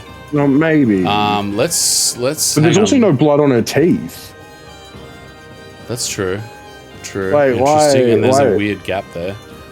The weird gap there. What is? Fuck! We're gonna be on YouTube in a couple of days. Like, look at these idiots! They accuse this poor indie artist of using AI art. Hey! I'm not accusing them. I did think the exact same thing when I saw that. I went, "Ooh, that's 100% AI." And I will eat my words and give a public apology to the artist. We're gonna, the website didn't even credit the artist. There's no watermark, so if you're the artist, just come and yell it. Interesting. That's a great point. That is a fantastic point. Where is this stupid AI detector that I was using the other day?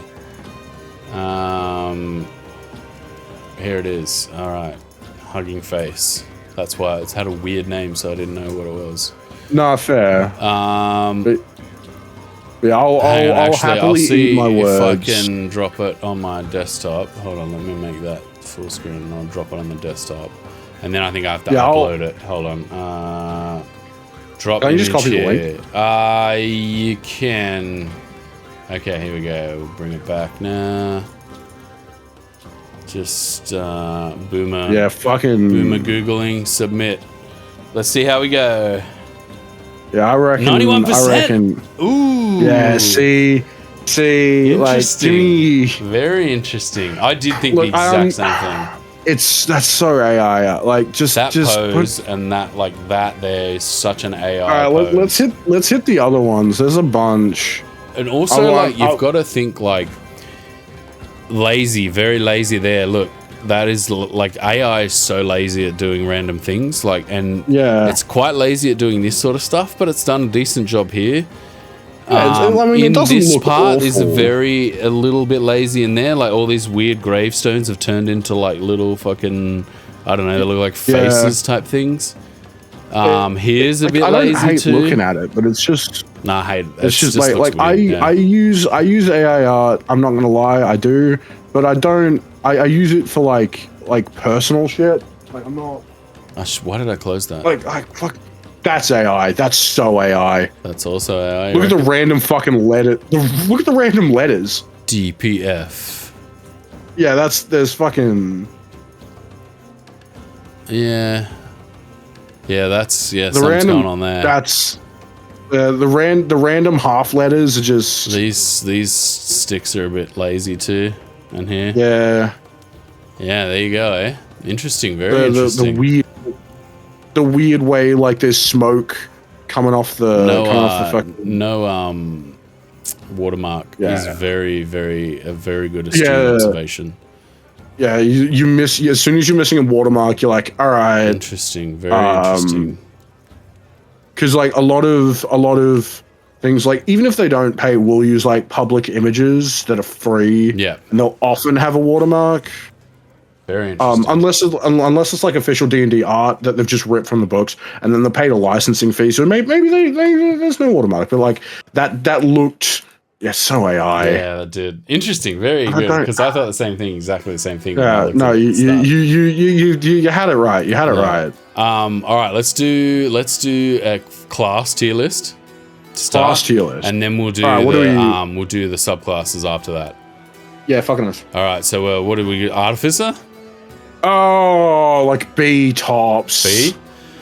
Yeah, look, they've got a lot of issues mid to late. Like they require a little bit of subclassing and a lot of like good knowledge about the game. Yeah. What are we ranking them on? Like ease of use, overall power, gut like feel? fun factor. I look at Artificer and just go, that doesn't look right as a type of thing to be in this game. So that's a weird nuance thing that I have like a gut feel on, where I get the disconnect there. See what the point of this is in a game like this, like a potion thrower. Like that's kind of a bit like I get like a potion person is a part of the game or part of the world, but like translating that into like a crafting type of I don't know. I just find that to be weird. There's other subclasses. Like there's the one that makes like kind of like Iron Man armor. There's one that makes like a dog. But look, I have my issues with Artificers. They kind of just felt like they were put in there because Wizards didn't have a half caster. Like most of your other full casters have a kind of half caster version.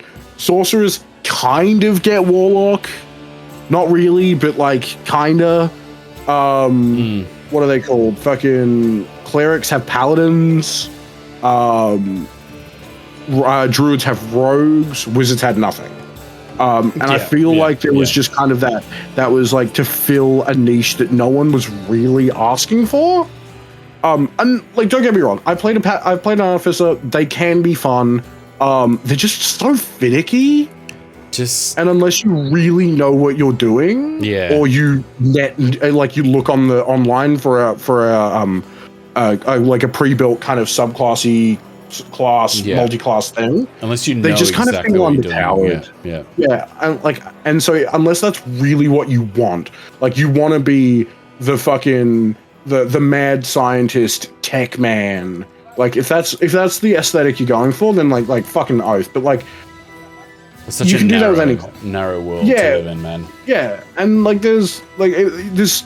But if that's what you're looking for, that's what you're looking for. You don't really care about the power of the class. You know, you don't. You just want to play that kind of archetype, and that's fine. Like, do it. Are we in B? I think B too. I think we're in B. For me, it'd be C. I think for me, I'm happy to put it. I'm happy to put it in C. Nah, I think B's like a more like genuine. You've given a genuine like look at the class. To me, if I would put it in C, because basically I just can't get past just doesn't make sense. Like, what? I don't know. Like, what is this Like, I what mean, even is this? It made more sense in the world it came from, which was Eberron. Yeah. Which was kind of like this. Have you know much about Eberron? I do know, like, Warforged, like, when you explain that to me, I'm like, yeah, okay, that makes sense. Like, that's, like, you're a construct as part of this world. Like, okay, yeah, that makes sense, right? But then I feel like this Artificer is, like, taking that and then devolving that into, like, oh, you're the person who made those sorts of things. Like, how cool is that? And I'm just like, nah, I don't. Me personally, I don't find that to be that interesting. And, yeah, in B, see, I'm happy with B. Yeah, cool. All right, what are we looking at here? Is that Barbarian? I love the Barbarian. Barbs? For fun S? factor, for cool factor, I'm giving that an S. Yeah, I think quintessential D&D right there. Like, really the archetype of the big, strong, no armor, don't fuck with me. Yeah. It's hard to You can just be a man. psychopath and it doesn't matter. And that's what I love about the Barbarian. Like, and there's so much you can do with it. Like I've got fucking, what's his name? Alan, the helpful barbarian. Yeah. I fucking love Alan. He's an absolute unhinged maniac. Yeah. But he's like... You can do that. That's the whole point of a barbarian. There's no consequences, which I love that. Like, I played another barbarian who was a drug addict. And they used to shoot up, and that's how they got that's how they went into their rage. Interesting. Yeah, and like there's so much you can do flavor-wise with the rage. Like I think a mate of mine was playing a Dragonborn, and she kind of has this transformation where like not because Dragonborn are like really looked down on, so she kind of wears like this magical piece of jewelry that hides her Dragonborn form, and then she gets like a ghostly version of it around her when she's raging as a barbarian. I'm like, that's so cool. There's a lot you can do flavor-wise. Yeah. So much flavor, and yeah, like playing it as a psychopath is. Like, obviously, you're going to be judged in the real world if you do these kinds of things. But in this setting, like, no part of that being a psycho in your character is, like, there's no holds barred. Like, it doesn't matter.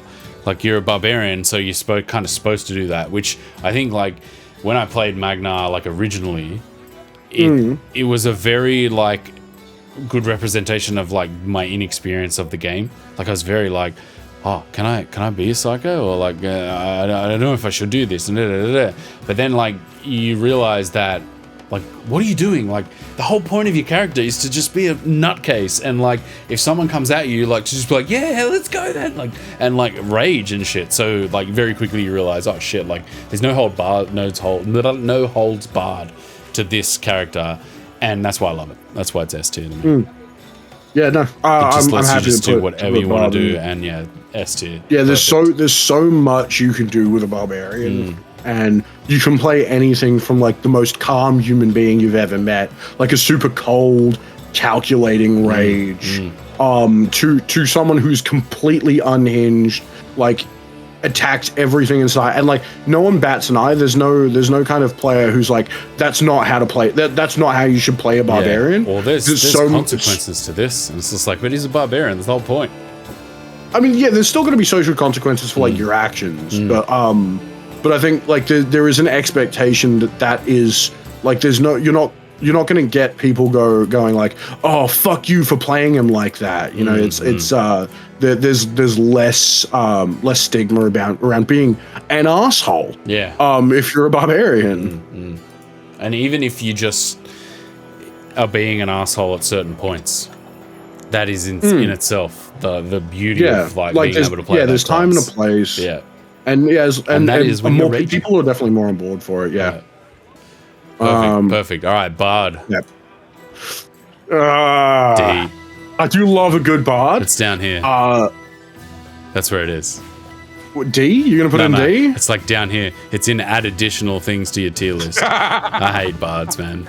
You really? I don't like them. Not a fan of Bards. I think like there's one way you can play a Bard, and it's like the goofy fucking song, like Goofy Song Man. And that's cool, but it just doesn't make sense. You just played with shit bards. Your instrument is like it's weird to me. I think bards, do require a little more nuance than maybe other characters. Like the stereotype bard is much less fun for the party than I think other kinds. So I think bards, like the stereotype bard can definitely be boring and definitely be real fucking annoying. Like just I fucked my way into this, I'll fuck my way out of it. Kind of mentality you can get real tired of that real quick.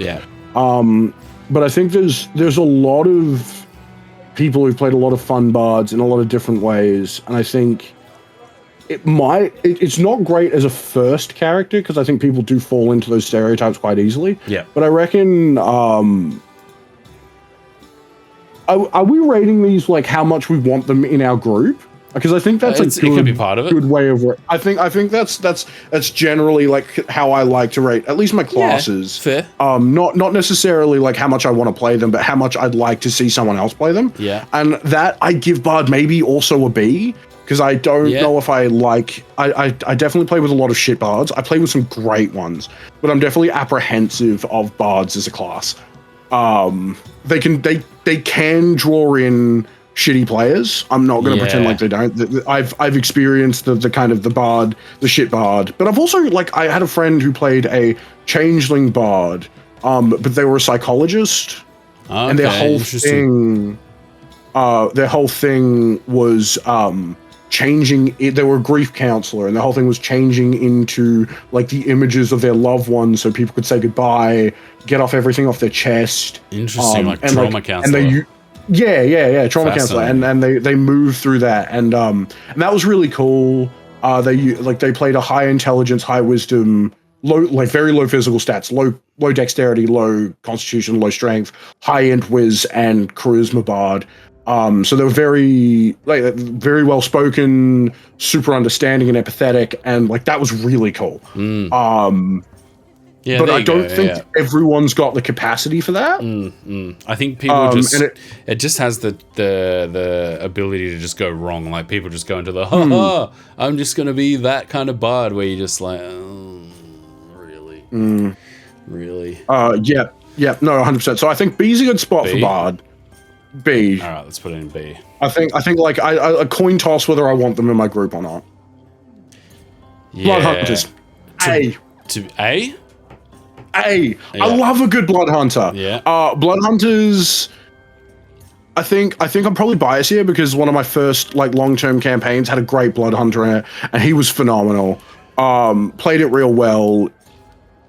He was very. I think they tend to draw like they like almost don't actually draw the edgier crowd that you'd expect out of a blood hunter.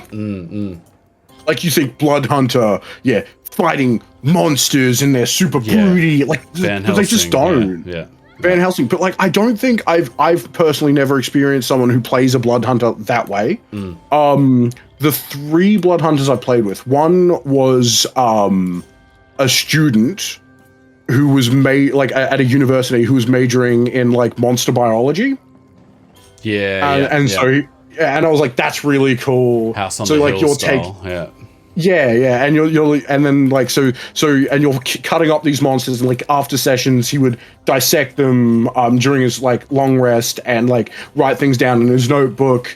And then the DM gave him some abilities where like when we kill stuff and he dissect them, he'd be able to share some of the information of their stats afterwards. I think that was really cool. And then another blood hunter I played with was and they don't like as default you'd think that they draw an edgy crowd, but they tend not to. And I don't think I've ever encountered a blood hunter who's been a bad person or a bad player. And I don't know why, but the class just seems to draw in generally fun people to be around. So I'm definitely going to give that an A. How about you? Where would you put it? I've never played. Well, I haven't played with them. Just looking when I've looked at like wanting to make a character. What were you going to say? Yeah. No, I'm active listening. I think that's it's a confusing class, right? And I think that would make a lot of people play in a certain way that might be like difficult to play with, where you're just like, oh, okay, cool. But at the same time, I'm sure like when you get in and understand the class, I like the whole, like, you know, having to do damage to yourself to, like, do certain things. Like, it's like a barbarian-y type thing that actually makes you, like, manage, like, what you're doing and, like, gives the player, like, a heightened level of having to understand what they're doing just to do things, which I like in a class as well. I think the complexity definitely, that's a good point. You don't like Critical Role, but, like, one of the characters in the Critical Role campaign who was a big character was a Blood Hunter, and it was always interesting watching them do combat.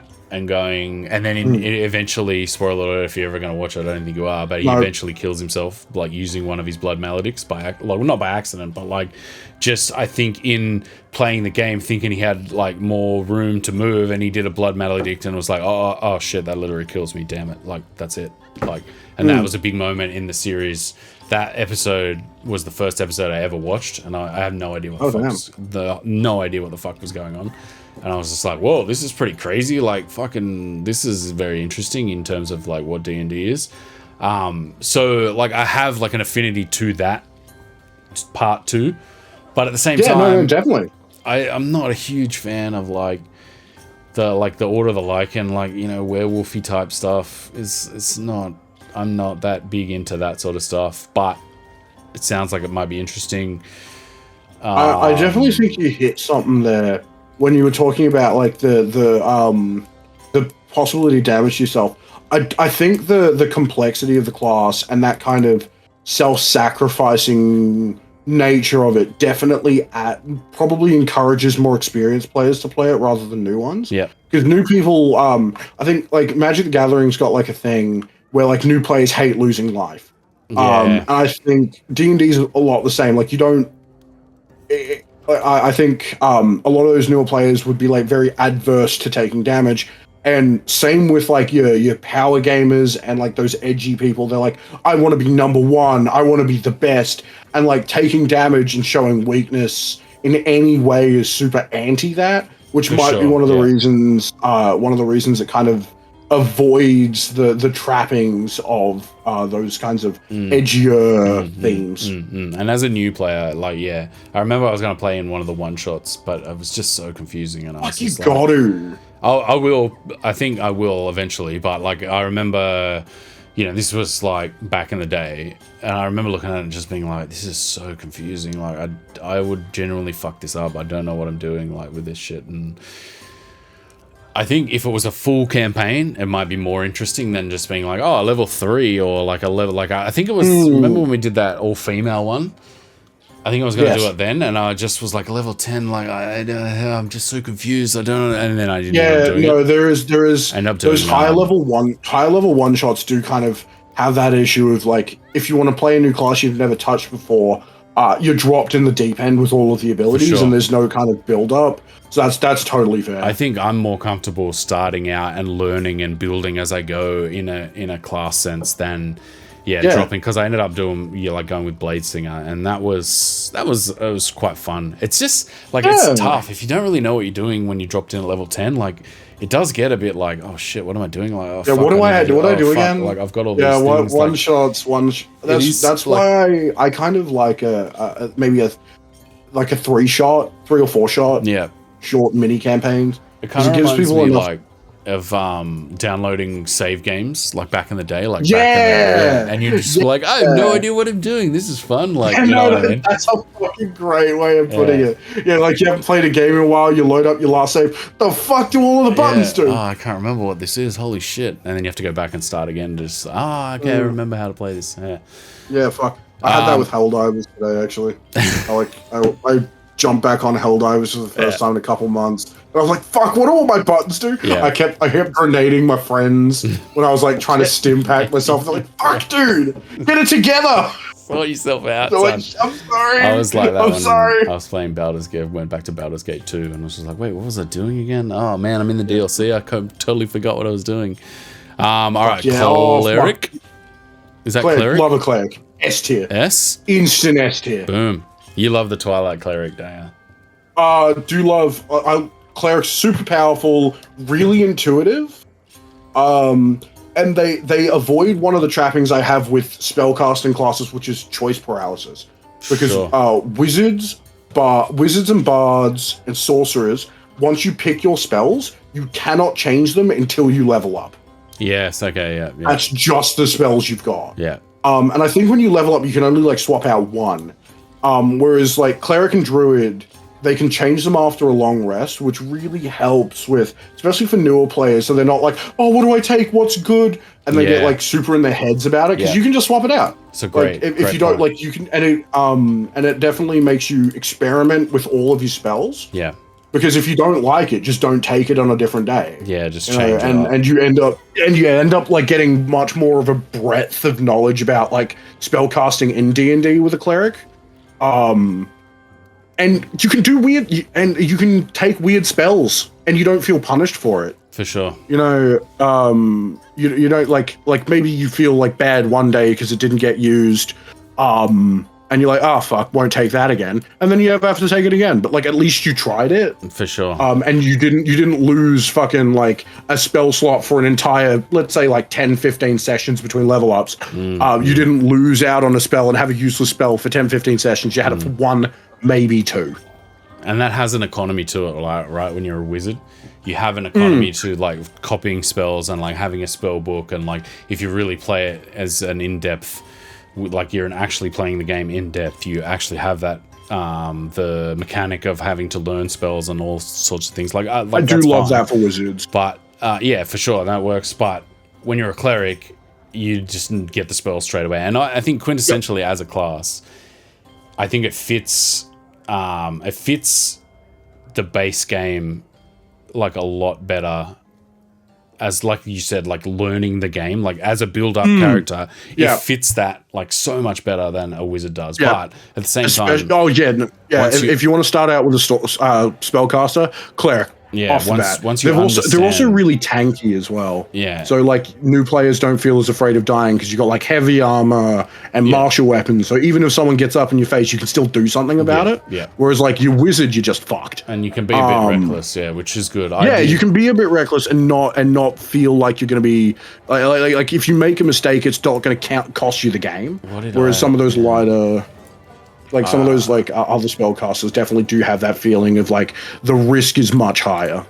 I cannot remember what it. It's Zaharia. What did I have him? Oh, War Domain. Yeah. So like my. Oh yeah, War Domain's a mad. Yeah, it was like in theory it's good. Like you look at it and you go, we'll talk about this. Like we'll do the class breakdown. Well, yeah, we'll get into the subclass breakdown. Yeah, but it very quickly you're a bit like. Oh, it's like attacking things is kind of a bit useless here, isn't it? But it's just a preference of how you play. Like I was more defensive kobold than I was like. That's more of an issue of. That's definitely more of an issue of just like the power difference between marshals and spellcasters. Up to about level 5, marshals definitely have the what's the word? Advantage. Yeah. But after level 5, spellcasters just fucking like you get Fireball, you get Talk with Dead, you get Revivify. Yeah. Like there's so much cool stuff you can do after level 5 as a full caster. So it becomes like weaponry and attacking and martial becomes a way to like balance out your spell slots and like so you don't just burn everything, basically, is how I kind of like finished that session of playing that Kobold game. I don't think you were there at that game. No, like, I was by the end of that. I do believe I was in hospital. Yes, for that one. That's right, you were. Yeah, wow. So I remember I sent selfies of like the thing they had in my arm. Yeah, fuck, and everyone's like, oh shit, are you alright, dude? Holy moly. Can't make it to the session today. You're like, oh, why? I'm like, dying. Shit. I'm in hospital, holy fuck.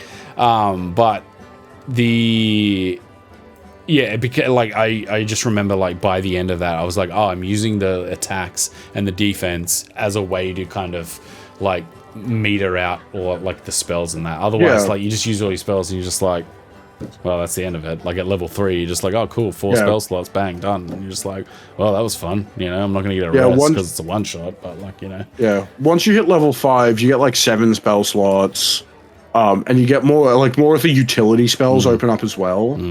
So that's super important. But yeah, S tier for clerics. Love a cleric. And like anytime someone's like, I'm gonna play a cleric in my game in a game I'm in, and that's the other thing we're looking at is like it's really important for me is like how much do I want that player in my group? If I hear a cleric, I'm in. Yeah. Like the only reason I wouldn't want a cleric in my group is if I'm already playing a cleric, you know?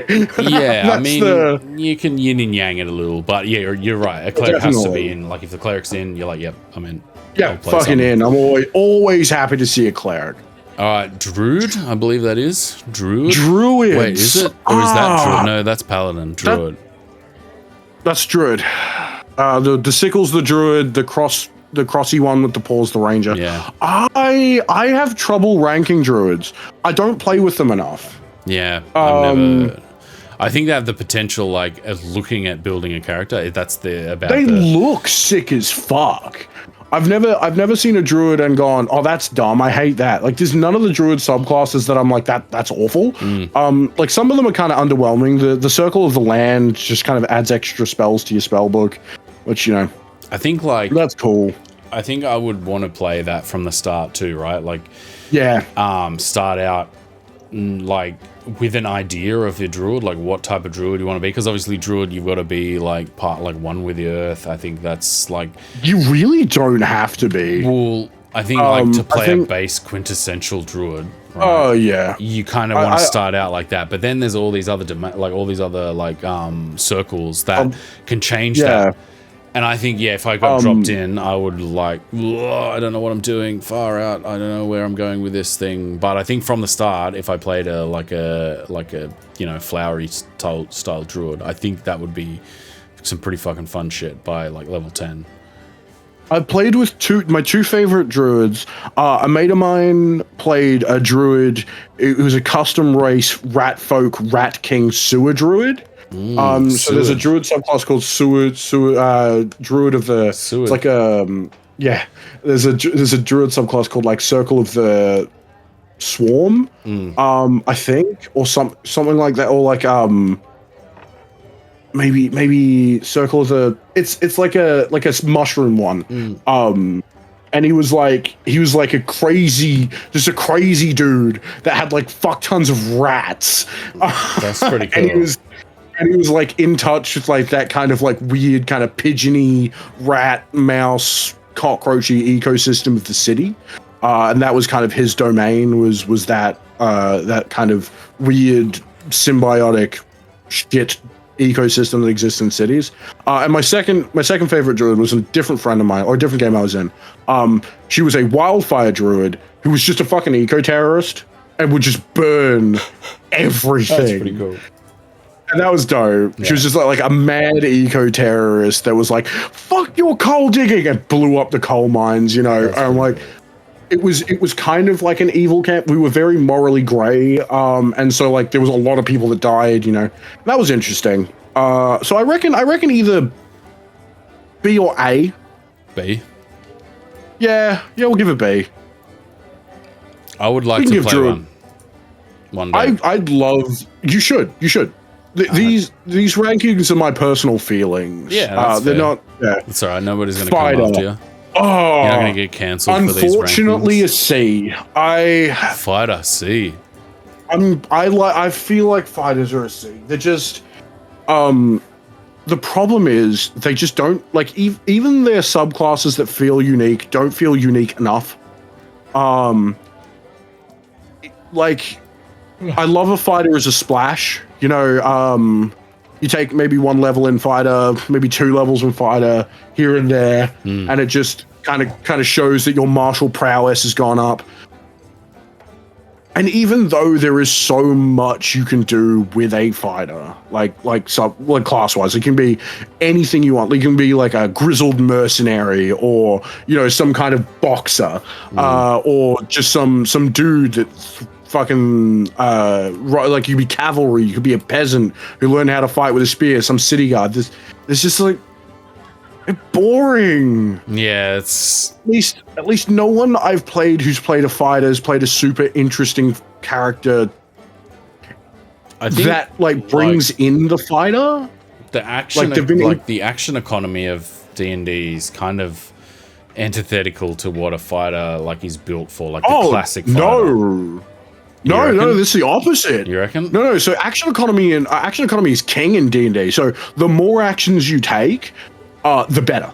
Ooh. Like on average, the thing that takes the most actions will win. Doesn't generally matter who.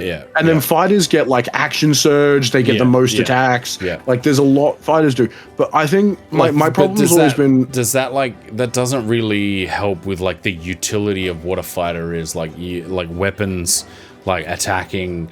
Like the utilityness of a fighter is like just more attacks and more attacking and like more swinging. Like I don't know. I don't feel like any of these like classes, these subclasses, like they don't really dovetail with the economy of like how you're meant to play a D&D game in terms of like a turn-based situation. Like essentially you just end up like more attacking, like move here, more attacking, like get extra attacks, like surge for more attacks. And it's, I don't know, I feel like sometimes the rogue is a little bit like that, where you're just like shoot again, shoot, and it does feel a little bit like that sometimes. That's just kind of the trap of martial characters though. For sure. I do feel like that's just kind of an issue martials have in the system. So things like Eldritch Knight, like Eldritch Knight's bad. Unfortunately, it's bad. It's unfortunately bad. They both kind of. It's like it's trying to do the same thing as like the Arcane Trickster, and it just doesn't. It misses. But even like to me now that I'm like a level 9 Arcane Trickster, at the start you feel like, oh, this is gonna be sick. Like you can do like little spells. You know, like mate, like how cool is this? And then you end up kind of being like, yeah, these spells are a little like utility based, and like you know you don't have many slots, and you end up shoot. I think it's because like you made a great point before in that the nature of spells between what did we look at before the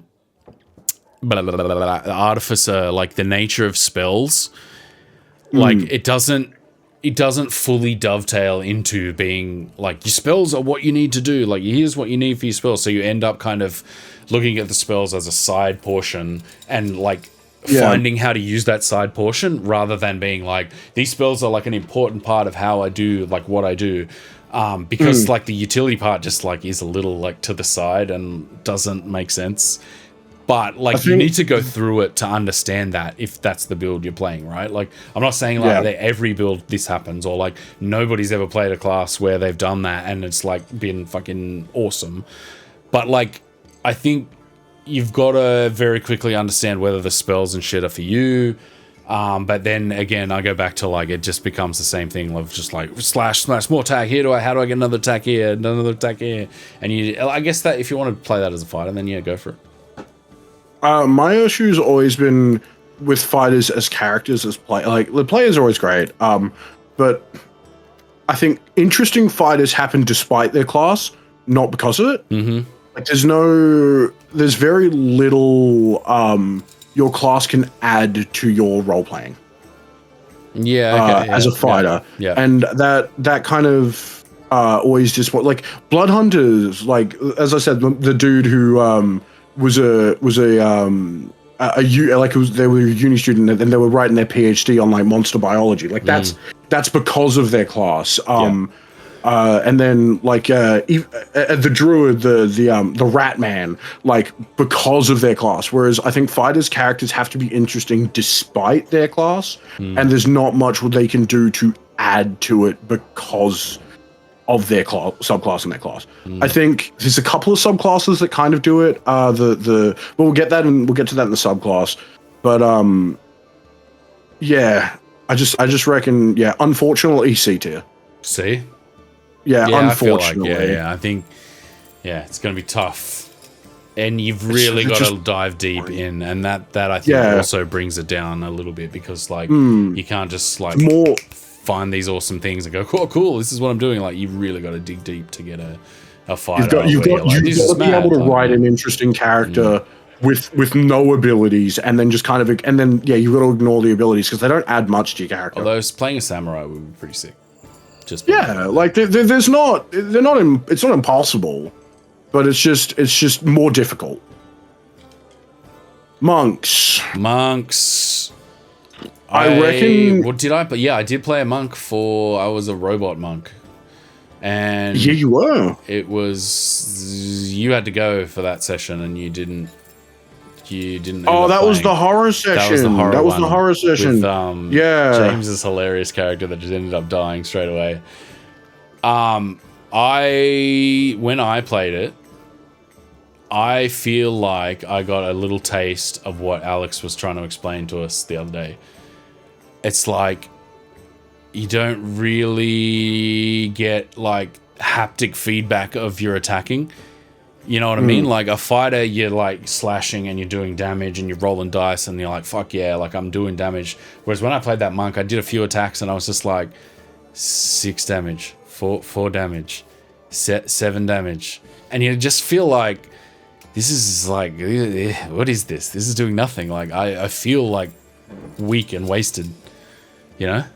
Does that make sense? Monks are quite a weak class, unfortunately. Just as a rule, in 5e, specifically pre-2024 updates, haven't played with the 2024 updates, they're quite weak. And I do think they also sort of have a similar trapping to fighters in there's not a lot you can do with your class to integrate it interestingly into your story. There's a couple of things you can do. And the subclasses definitely help. But every time I've played with a monk and played a monk, they've been interesting despite their class, not because of it. Look, having a lot of attacks and dealing a little bit of damage every time, some people like that. Some people like the idea of hitting you 1,000,000 times to wear you down. That kind of fantasy of the little dude, through like attrition and persistence wearing someone down. And that's cool, but it's definitely not for everyone, and it's definitely more niche than some of the other ones. I believe. Probably. I'd rate it probably higher than the fighter, but same tier. Like the high end of C tier. Yeah, I think C's... You've got to really want to play it. It's like the fighter, the same thing. You've got to really want to dig deep into it. And that's fine if you want to do that. Like, I still think, again, in Critical Role, there was a good monk that she played that character, like, really well. It was very interesting to see her play that like that. And I think that is the way you've got to really get into the character and like want to really do it. And I feel like even when I played that monk, I feel like I was like doing damage is kind of like this. You're doing no damage. I kind of feel useless. I don't like this. Like, going from like, doing crits where you're like, cool, 28 damage, sneak attack, this is sick, to like, I did 7 and 4, like, great. Like, even though the damage is actually the same. For sure, I know, it just doesn't feel the same. Like, there's no haptic feedback. It just has a little bit, you just feel... Big number, go burr. Yeah, and you like, oh, cool, I spend a key point and start, I'm out of key points now. Like, and now I'm kind of like useless. And yeah, but at the same time, I think played well, it's still, it could probably go up to B. Thing. Yeah, and we're on Paladin. If you want to put it in B, Paladins can kind of have that. Paladins can kind of have that issue of like no spell slots, they suck. Yeah, no spell slots, you're a watered down fighter, which is rough. I'm not going to pretend, but like when you do have spell slots, fuck, Sling in the Sun, man. Sling in the Sun is fun. I'll never not be fun. Like, I love Paladins. I am biased here. I want to put them in S tier. I probably the lower end of S tier, so like definitely below a barbarian and a cleric. I'd actually probably put the cleric above the barbarian personally.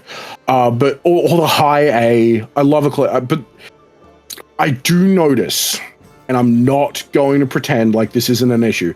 Oh shit! Paladins can attract shitty players. Yeah. I've had my fair share. Well played. But I've had my fair share of shitty players who have played Paladins, and so I am fairly apprehensive when I see a Paladin. Someone saying I want to play a Paladin. I'm definitely like, Like there's a little bit of that kind of breathe in where I'm like, ooh, are they going to be good? Is it going to be awful to play with them? Are they just going to be the fucking worst? Yeah. So I'm happy to leave a paladin in A tier. For sure. I think, you absolutely have to understand the paladin to be an S tier, right? And it's a little bit like the monk and the fighter in the fact that they aren't like pushed up one, because like unless you understand the oaths, you can get cringy players through that. Unless you like really want to stick rigidly to an oath, and that's the way you're playing and that's the way you want to play, that's good, and that would bump a paladin up to an S tier if that was the player. I do think the oath helps new players. I think embody character actions more than like maybe they just want to do, like, because sometimes a new player is just like, I want to do this and that's what I want to do, but that's not necessarily what their character would do. For sure. And I think that having like a class based around like that requirement of wanting to act this way and that leaning into your abilities and stuff definitely helps new players kind of learn the difference between what I want to do and what my character wants to do. That rigidity, though, I think can definitely be an issue. Adhere to it or don't adhere. Like that's where, like, unless you ride the line, like you can go into the cringe territory, or you can go into the character breaks down of what you want it to be. You know, like I've seen stories 100%. of like, like the paladin just goes and kills someone, and it's just like they wouldn't do that. Like they're like the paladin. That's the whole point of a paladin. But then again, on the other side, the person that's going, no, paladin wouldn't do that, man, is also like a cringe type thing as well, right? Yeah, no, 100%. So I think that tendency to force more rigidity, like for anyone listening to this in the future, if you're having an issue with the rigidity of your paladin, worry about it. Write the oath to be really loose. Loose oaths. Like the loose loosest oaths ever. You don't have to write an oath like a fucking demon contract with like super like, you don't have to be super detail oriented. You don't need to you're not dealing with like a fucking a genie wanting you to fucking, like, you don't need to order like, I need $1 million and it needs to be deposited into this bank account. It's like, no, it's a fucking like, be more loose with your oath. Yeah, oath of the loosey goosey, fucking oath. Yeah, get an oath, but make sure it's easy to stick to, and you can do a lot of stuff while still sticking to it. Yeah, real. Like I'm a vengeance paladin. My oath is I'm going to kill my dad at some point. Perfect. It's perfect. I've got other shit to do in the meantime, and Oathbreaker's easy, but like I think it's super easy for me to stick to that oath, and also like. I feel more intense to do more vengeful things, but I don't have to. Like I have a desire to. I'm like, yeah, that's fucking A-okay with my oath. I'm definitely on board with that. But if someone goes, no, that's a fucking terrible idea, cut it out, I'm like, yeah, well, my oath is to kill my dad, not to seek vengeance at all all the time, you know, like, as long as you understand that, that's where you can go into cringe territory. You need to know when to put your oath aside, and when your character would put their oath aside for, you know, like self-preservation or like the requirements and comfort of their party. You know, that's something super important, and knowing that line definitely can, and learning that line definitely can be a little difficult. So yeah, I think low A tier or medium low A tier is a good place to put them. I think it would definitely be in the S tier of in the party. Played well. Played well. Yep. Play badly. D. It is like very player dependent. Like every character. Every class. Ranger, my dude. Ranger. Look, I have to put him in D just because of what they did to my boy in the 2024 rulebook. Yeah, right. Fucking justice for Rangers. I think it's such a cool like stereotype of like D&D. Oh yeah, fucking Aragorn. Yeah, like that's the like quintessential Legolas. Ranger. To me, it's ranged. Legolas isn't a Ranger. Legolas is more of a fighter. It's more like sniper, arch sniper. You know what I mean? Is what I see a Ranger as. I will I kind of tend to not like the I am Mr. Beast man. Like, I'm a bit like, yeah, that's kind of lame. But it also is an important part of the D&D trope of that, and like the setup of that character. Because I love I think a good example. Yeah, I think Aragorn's a great example of Ranger, specifically in the first movie, where he's like super practical. He definitely can come off as standoffish, but yeah. It's kind of who he is, but like that kind of like when he was like hunting for them, finding apples, living off the land, as well as like having some kind of like sort of healing things with like specific herbs and stuff. That kind of like breadth of knowledge about survival. That the kind of weirdo fucking hermit. That also is really surprisingly good at killing things. I do love that kind of archetype for a ranger, but they just did a fucking god-awful job of making it feel like that. Rangers don't feel like that in D&D, and there's not enough space for that kind of character in D&D. And I think less of an issue with the class itself and more of an issue with the archetypes that the class embodies roleplay wise, and more of an issue with the way the system is set up that really hamstrings them. I think, like, to me, a melee hunter makes no sense. Like, I just fall back to the, like, to me a ranger is, sorry, I said hunter, didn't I? I meant ranger. Yeah. It's like a ranged weapon, dude, man. And like playing Baldur's Gate, the first playthrough I did of Baldur's Gate ever was a ranger, like a archer ranger. And I think that probably is my bias in that. Like, that's the whole point of that character. Like, I don't understand who would melee and like who would have like beast companions. There's no point in that. But then again, like having played WoW as a hunter as well, like that is cool. Like, having that is cool. Oh, and dude, fun. having a dog that you can like a wolf or a bear or something like that. It's fucking cool. Yeah, that's sick as fuck. Yeah. And that is also like an awesome trope too. Like, yeah. So I guess like I love like the weird hill man who fucking. But yeah, there's also like the idea of like they are ambush kind of characters. And there's fucking sick. I love Rangers as a concept. They just did a bad job of executing it. And their class abilities don't make them feel enough like that kind of archetype that you want to embody. Unfortunately, so yeah. D tier. D. Yep. All right. Yeah, I'm gonna let you take the lead on this one. I love playing this character, man. I think obviously I'm a ranged rogue, right? And it is a bit susceptible to shoot and shoot and shoot and shoot and shoot. How can I get sneak attack? Shoot. How can I get? It does get a little bit like that sometimes, but I think I enjoy the utility, right? Like, obviously we haven't talked that much about the utility of these different things. Like, obviously the fighter like can do different styles of like attacking things, and that's important. The paladin has like healing and all sorts of other things that are big utility things. The rogue's ability to kind of hide, disarm traps and unlock things makes it really important.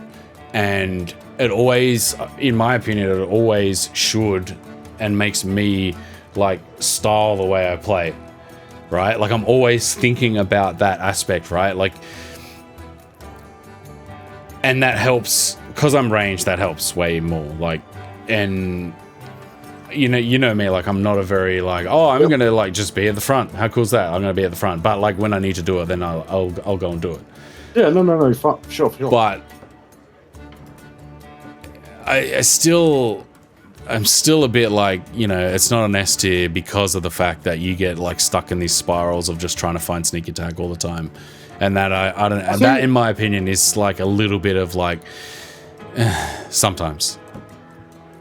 I think a lot of rogue stuff is outside combat though. Like expertise, super important. So they're very much a skill monkey. The the being in combat and being able to deal a shit ton of damage is more of a bonus than their class excels at a lot of other things outside combat, and I think they do a great job of utilizing that and encouraging that. Like, the arcane tricksters 100%, like, all of their spells are for stuff outside combat. It's for scouting, for deception, for getting into places, unlocking things. It's all for that kind of... It's not for damage and stuff like that, yeah. It's not for damage. And then in combat, their ability to deal a Vectric muck ton of damage is great. Yeah. But I think remembering to utilize their other stuff is super important. AT is a good spot. Yeah, I think like it would be S tier, right? But because they kind of fall in a half and half, that like it's a little combat and a little like outside of combat. Like I feel like it kind of drags it down a little bit, right? Like you're not just a so they don't have the dealer. They don't have the outside combat, outside utility of a pure spellcaster, because there's very few problems you can't solve with a creative use of the spell. And then they don't have the inside combat abilities of like a fighter or a cleric or something. I find myself in situations where I'm like, I either feel useless or like I'm just doing the same thing over and over, and it's a little like, I don't know, I get a little self-conscious sometimes where I'm just, that's all I'm doing. And should I be like doing other things? Should I like, are people looking at me and just being like, oh, you're doing shooting, man? What the fuck are you doing? Like, and well, that's the point. But I think that's all community combat is, just stand there and trade numbers. That is what that is part of like what brings it down a little bit. But then again, some people would say that the monkey and the combat also lifts it up.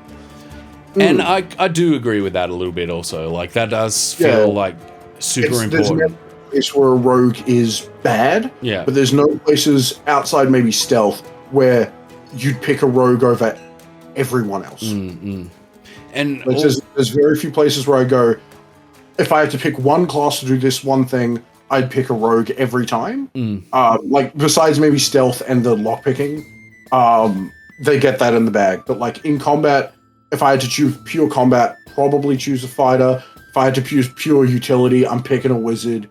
You know, there's no places where I'd be like, if I'm at an outside combat place, like would I like a rogue? Fuck yeah. Am I in combat? Is a rogue bad? Hell no. Like fucking give me a rogue anytime. There's any time I could use rogues can be used everywhere. There's no bad time for a rogue. And also, like, most of their stuff, with the exception of like the soul knife, and I think that the Arcane Trickster and maybe one other class, their main stuff's online all the time. Like Sneak Attack, that doesn't come back on a recharge. You don't have to use spell slots, it's just there. Their skills, they don't go away. They're just fucking there all the time. So rogues just feel real consistent. And so A is probably a good spot. Though they can attract shitty players. For sure. Everyone knows that. Actually, my name is Damien Darkblade, and I'm going, and this is my +7 rapier.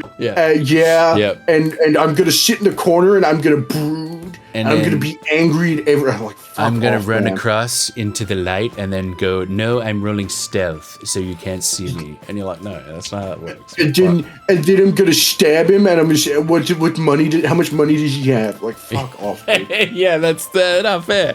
And I think that's a good way to bring it down to from S to 100%. Like I love a good, like, I've got a +11 in investigation, and I do love a good I'm going to loot. But I do like, if you've ever noticed, like I do like, somebody else wants to look, yeah, man, go ahead. You should take the lead in the investigating, man. I don't like when other people like not fuck it up, but like the randomness. I like the randomness. I'm like, no, go ahead. Because that's kind of my personality too, right? Like I'm a very let's get everyone involved. Fuck it. Like, you know, I can't, you know, I'm not just gonna fucking like look for everything. Plus I also don't really like just going like, 7, 7, 7, 7. Take the loot, everyone. Like, you know what I mean? I like a little bit. But of I want randomness in loot. there. So if you're gonna, I do too. But, if I want more like, money, hey, so like if you can do the looting and I can get more money out of it, I'm fucking happy about that. And So, I do so like pop off. sometimes she'll like roll, like make me roll different things where you're like, okay, cool. Like, and I enjoy that. I do like a little bit of randomness in there, so which is good. Sork. Big Sork. I don't like the points thing, man. Really? I like, because I've played one in Baldur's Gate 1 and 2, that in that mechanics, it's actually a much easier way to play a wizard, because you have all the spells there and you can just use the points. Whereas, you know, in like you have to learn things and like get your spell book going and blah blah blah blah. That's fun, but like I don't like the dot function. Like I'd much prefer to play a wizard. Like, Okay. In my opinion, but that's just kind of my personal opinion. All right. It's definitely an interesting take. Please. I sense disgust and disappointment. No. It's just not. It's not what I was expecting from you. I'm actually quite surprised. In a D&D, I thought you'd love in a D&D setting like this, I didn't like playing it. And when I was playing Grindel, you kind of feel like you've got like. Wait, Grindel was a sorcerer? Yeah. I thought Grindel was a wizard. No, he's a sorcerer. Fuck. He's like it's a weird, I did not pay weird attention. thing I made up in that like his like clockwork orb like gives him the powers. So really, he's not really a sorcerer. That's Like, right. he's not Yeah, really he anything. He just goes cool and like does a spell.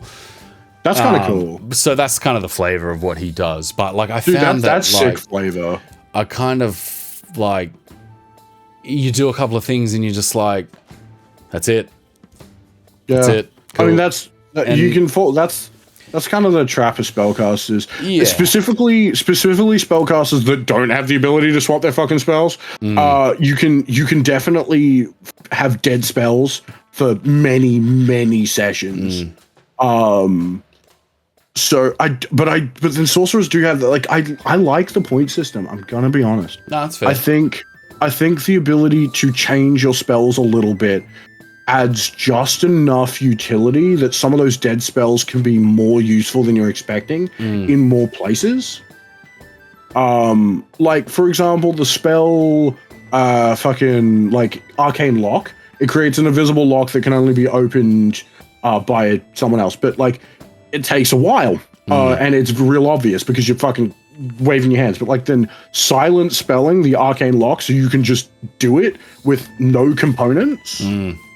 And all of a sudden, like the door's locked and no one knows how, and it's magical. There's a lot of kind of interesting ways. There's interesting ways you can use some of those sorcery points that I think adds to the utility of like real shit spells that can make them much better. I personally would rank them high B, low A. Yep. That's where I'd put them, but I feel like you're probably leaning towards more the B side. So I'm definitely happy to have them in B. I think like we got a murderer's row of casters coming up here, and like what the sorcerer is as a caster, I think it's I don't know how to frame it. Like it feels nerfed in that like the cool things are the sorcerer abilities that like you can like link spells, twin spells, and do all that sort of stuff. But then you're kind of limited by the spell aspect the of spell it. list. Yeah, like to I me, think you've run into an issue where you've played spellcasters pretty low levels as well, though. Yeah, true. Like you haven't hit like the level 7, level 8, level 9 spellcasters. Like I think we did. It was level 5 was Spindle was level 5, wasn't he? Grindel, I think 3 or 5. Yeah, 3 or 5. Yeah, and it's kind of like 3, I think. Yeah. Up until 5, casters just don't feel great as a rule, with the exception of clerics. And ironically, warlocks, we're coming up on them. Up until level 5, not the best. Yeah, I can. I also think sorcerers. I definitely do like sorcerers because they are a charisma caster. which does mean they, in addition to having a lot of like really powerful utility stuff they can do later on, they've got that like social engineering that they can do. So, and that's real powerful. Like there's like a sorcerer can convince people to do shit you want. You know, that's always good to have in the party. A utility is good. In that they've got a bit of utility. Yeah, they've got a bit of that like kind of social utility. I feel it. I'll put it back. You convinced me. A. Definitely the end of A though. Can we put it in between? In there? No, we can't. Warlock. I like. I like, but it also has that fighter monk thing of like you need to like properly go deep on your character for it to like be utilized properly. Yeah, nah. Did you drop? Did I drop? Oh no, sorry. I just saw my friend sent me a text. Okay. Hot take. Yep.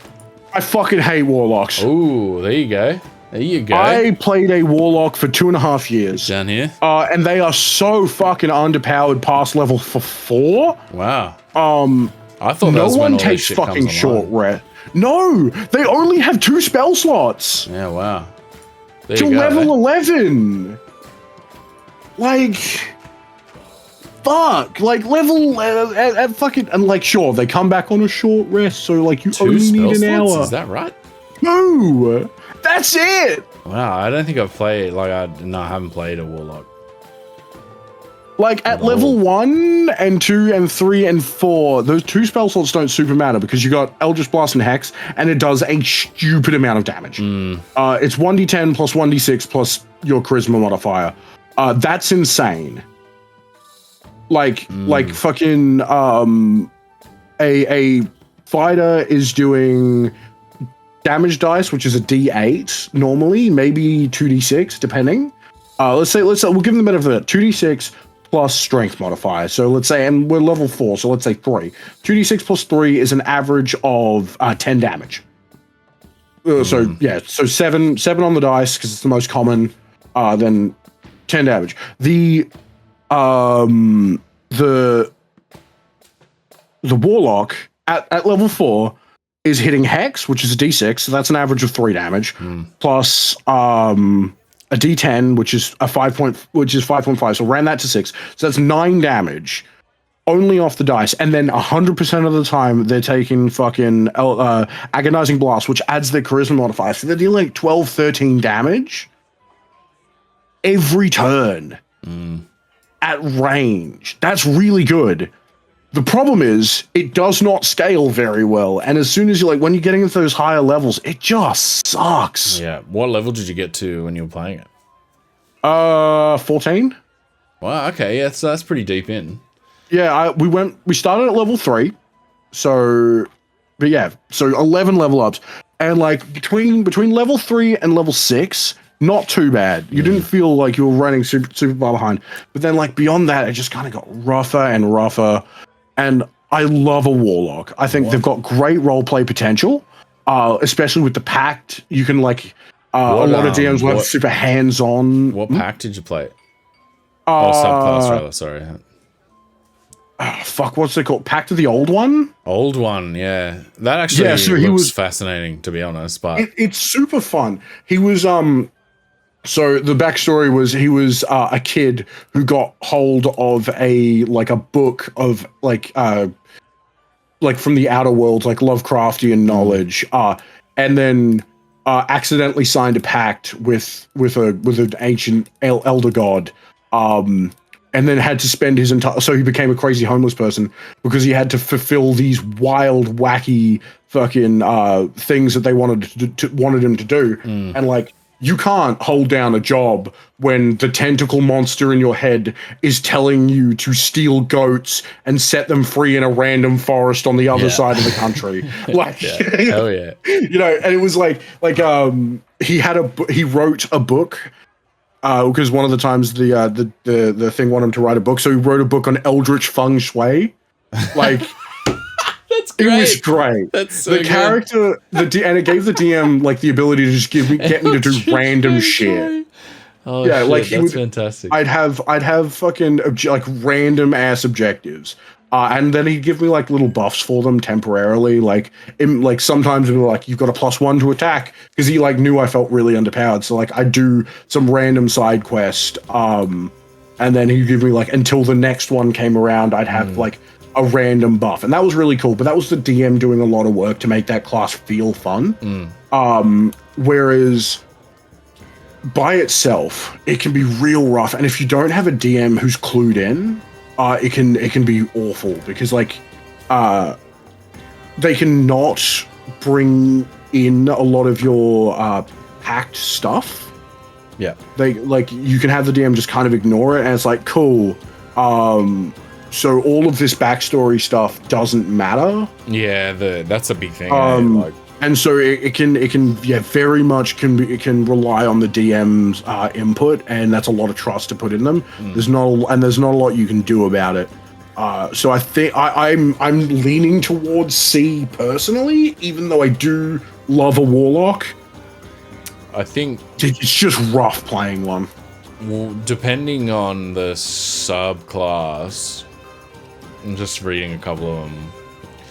I have no experience playing a warlock, but I have seen Hexblade. Obviously, you're playing like a part Hexblade, so like you get a little bit that's not even a fucking warlock. I just took one level, so I didn't have to have. You know the whole reason I took Hexblade. Why? So I can attack with charisma, so I don't need 4 stats to be good. Okay. Strength, Constitution, because you need strength, Constitution, and charisma for paladins to work. Yeah. This way, I can mostly dip in Constitution and charisma, and then I can just kind of have strength high enough for me to wield heavy weapons. Yeah. And then I can just max out my charisma, and I can still hit things. And that way, my spells also kind of do work. But yeah, fucking. Some of these, they look a bit rough. Like there's the framework of a good warlock character, and then it just it looks like it doesn't scale properly, or doesn't like work properly, or like the scope of like, you know, Fathomless and Archfey and stuff like that. A Genie even looks like fun, but I feel like trying to compress those subclasses into that character just either squashes the character completely, or like you have to know exactly what you're doing and have a really fucking short scope to make it be fun. And I mean, like, if you're just playing Hexblade, yeah, that just seems like fun. Like, you just fucking get a weapon and slash and shit. And yeah, that's not really a warlock though, right? Like, that's what I feel like they had Hexblade, and I mean, that's probably not what it was, but like, I feel like the Hexblade's cool. We don't have to do anything else in terms of like being a caster. And then you realize, like, and then you try and remake what the warlock is, and it's just like I don't know, kind of like a mishmash of shit.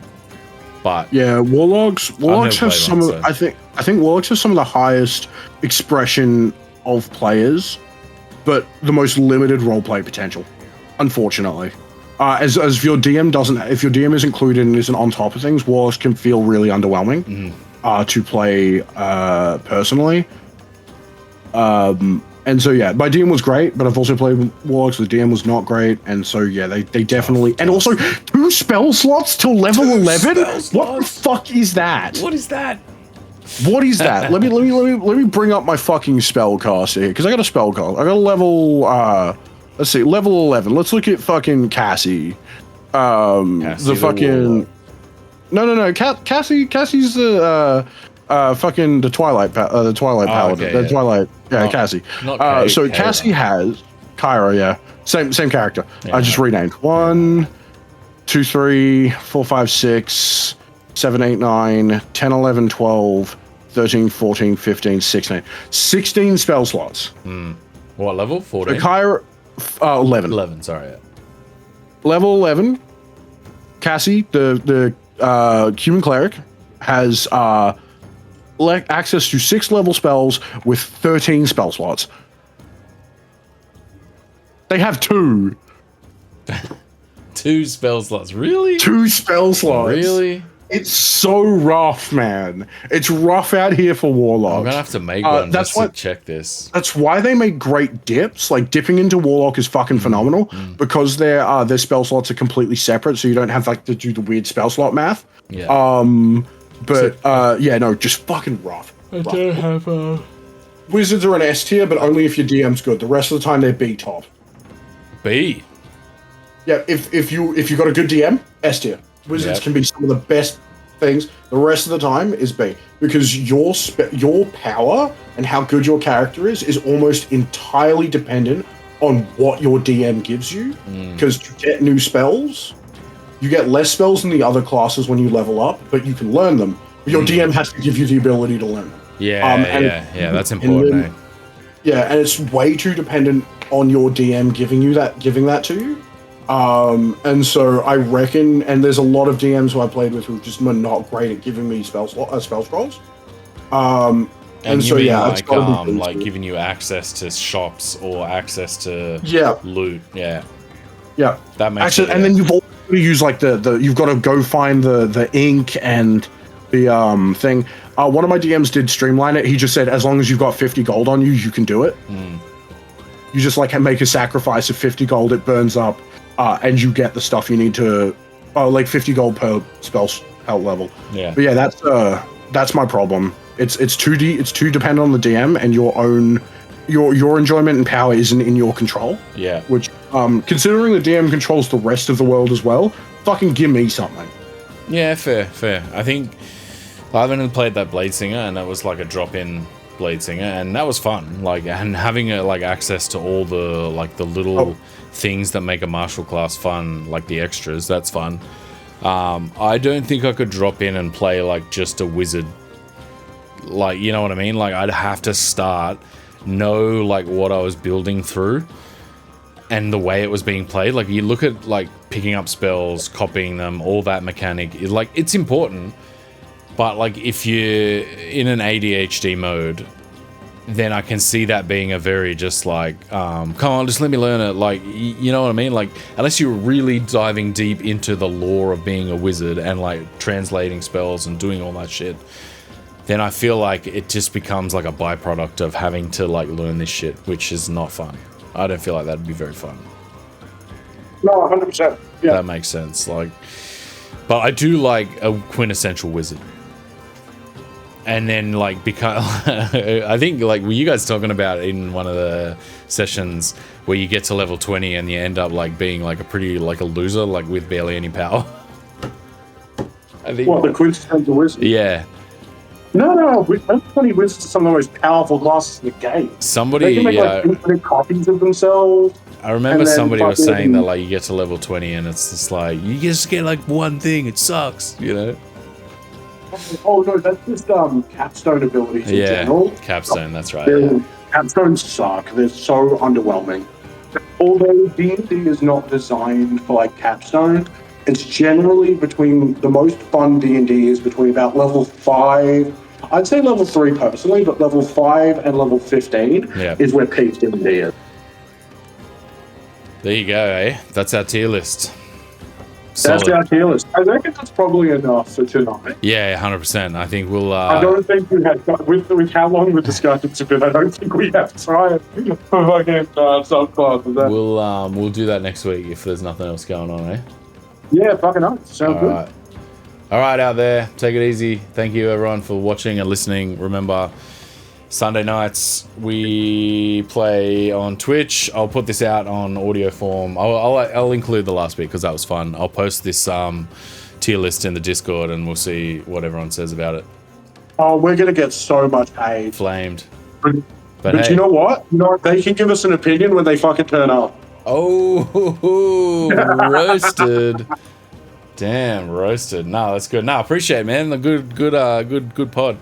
Good stuff. Good one, Paul. Yeah. Yeah, appreciate it. We'll. What do you just turned your camera on? Nice work.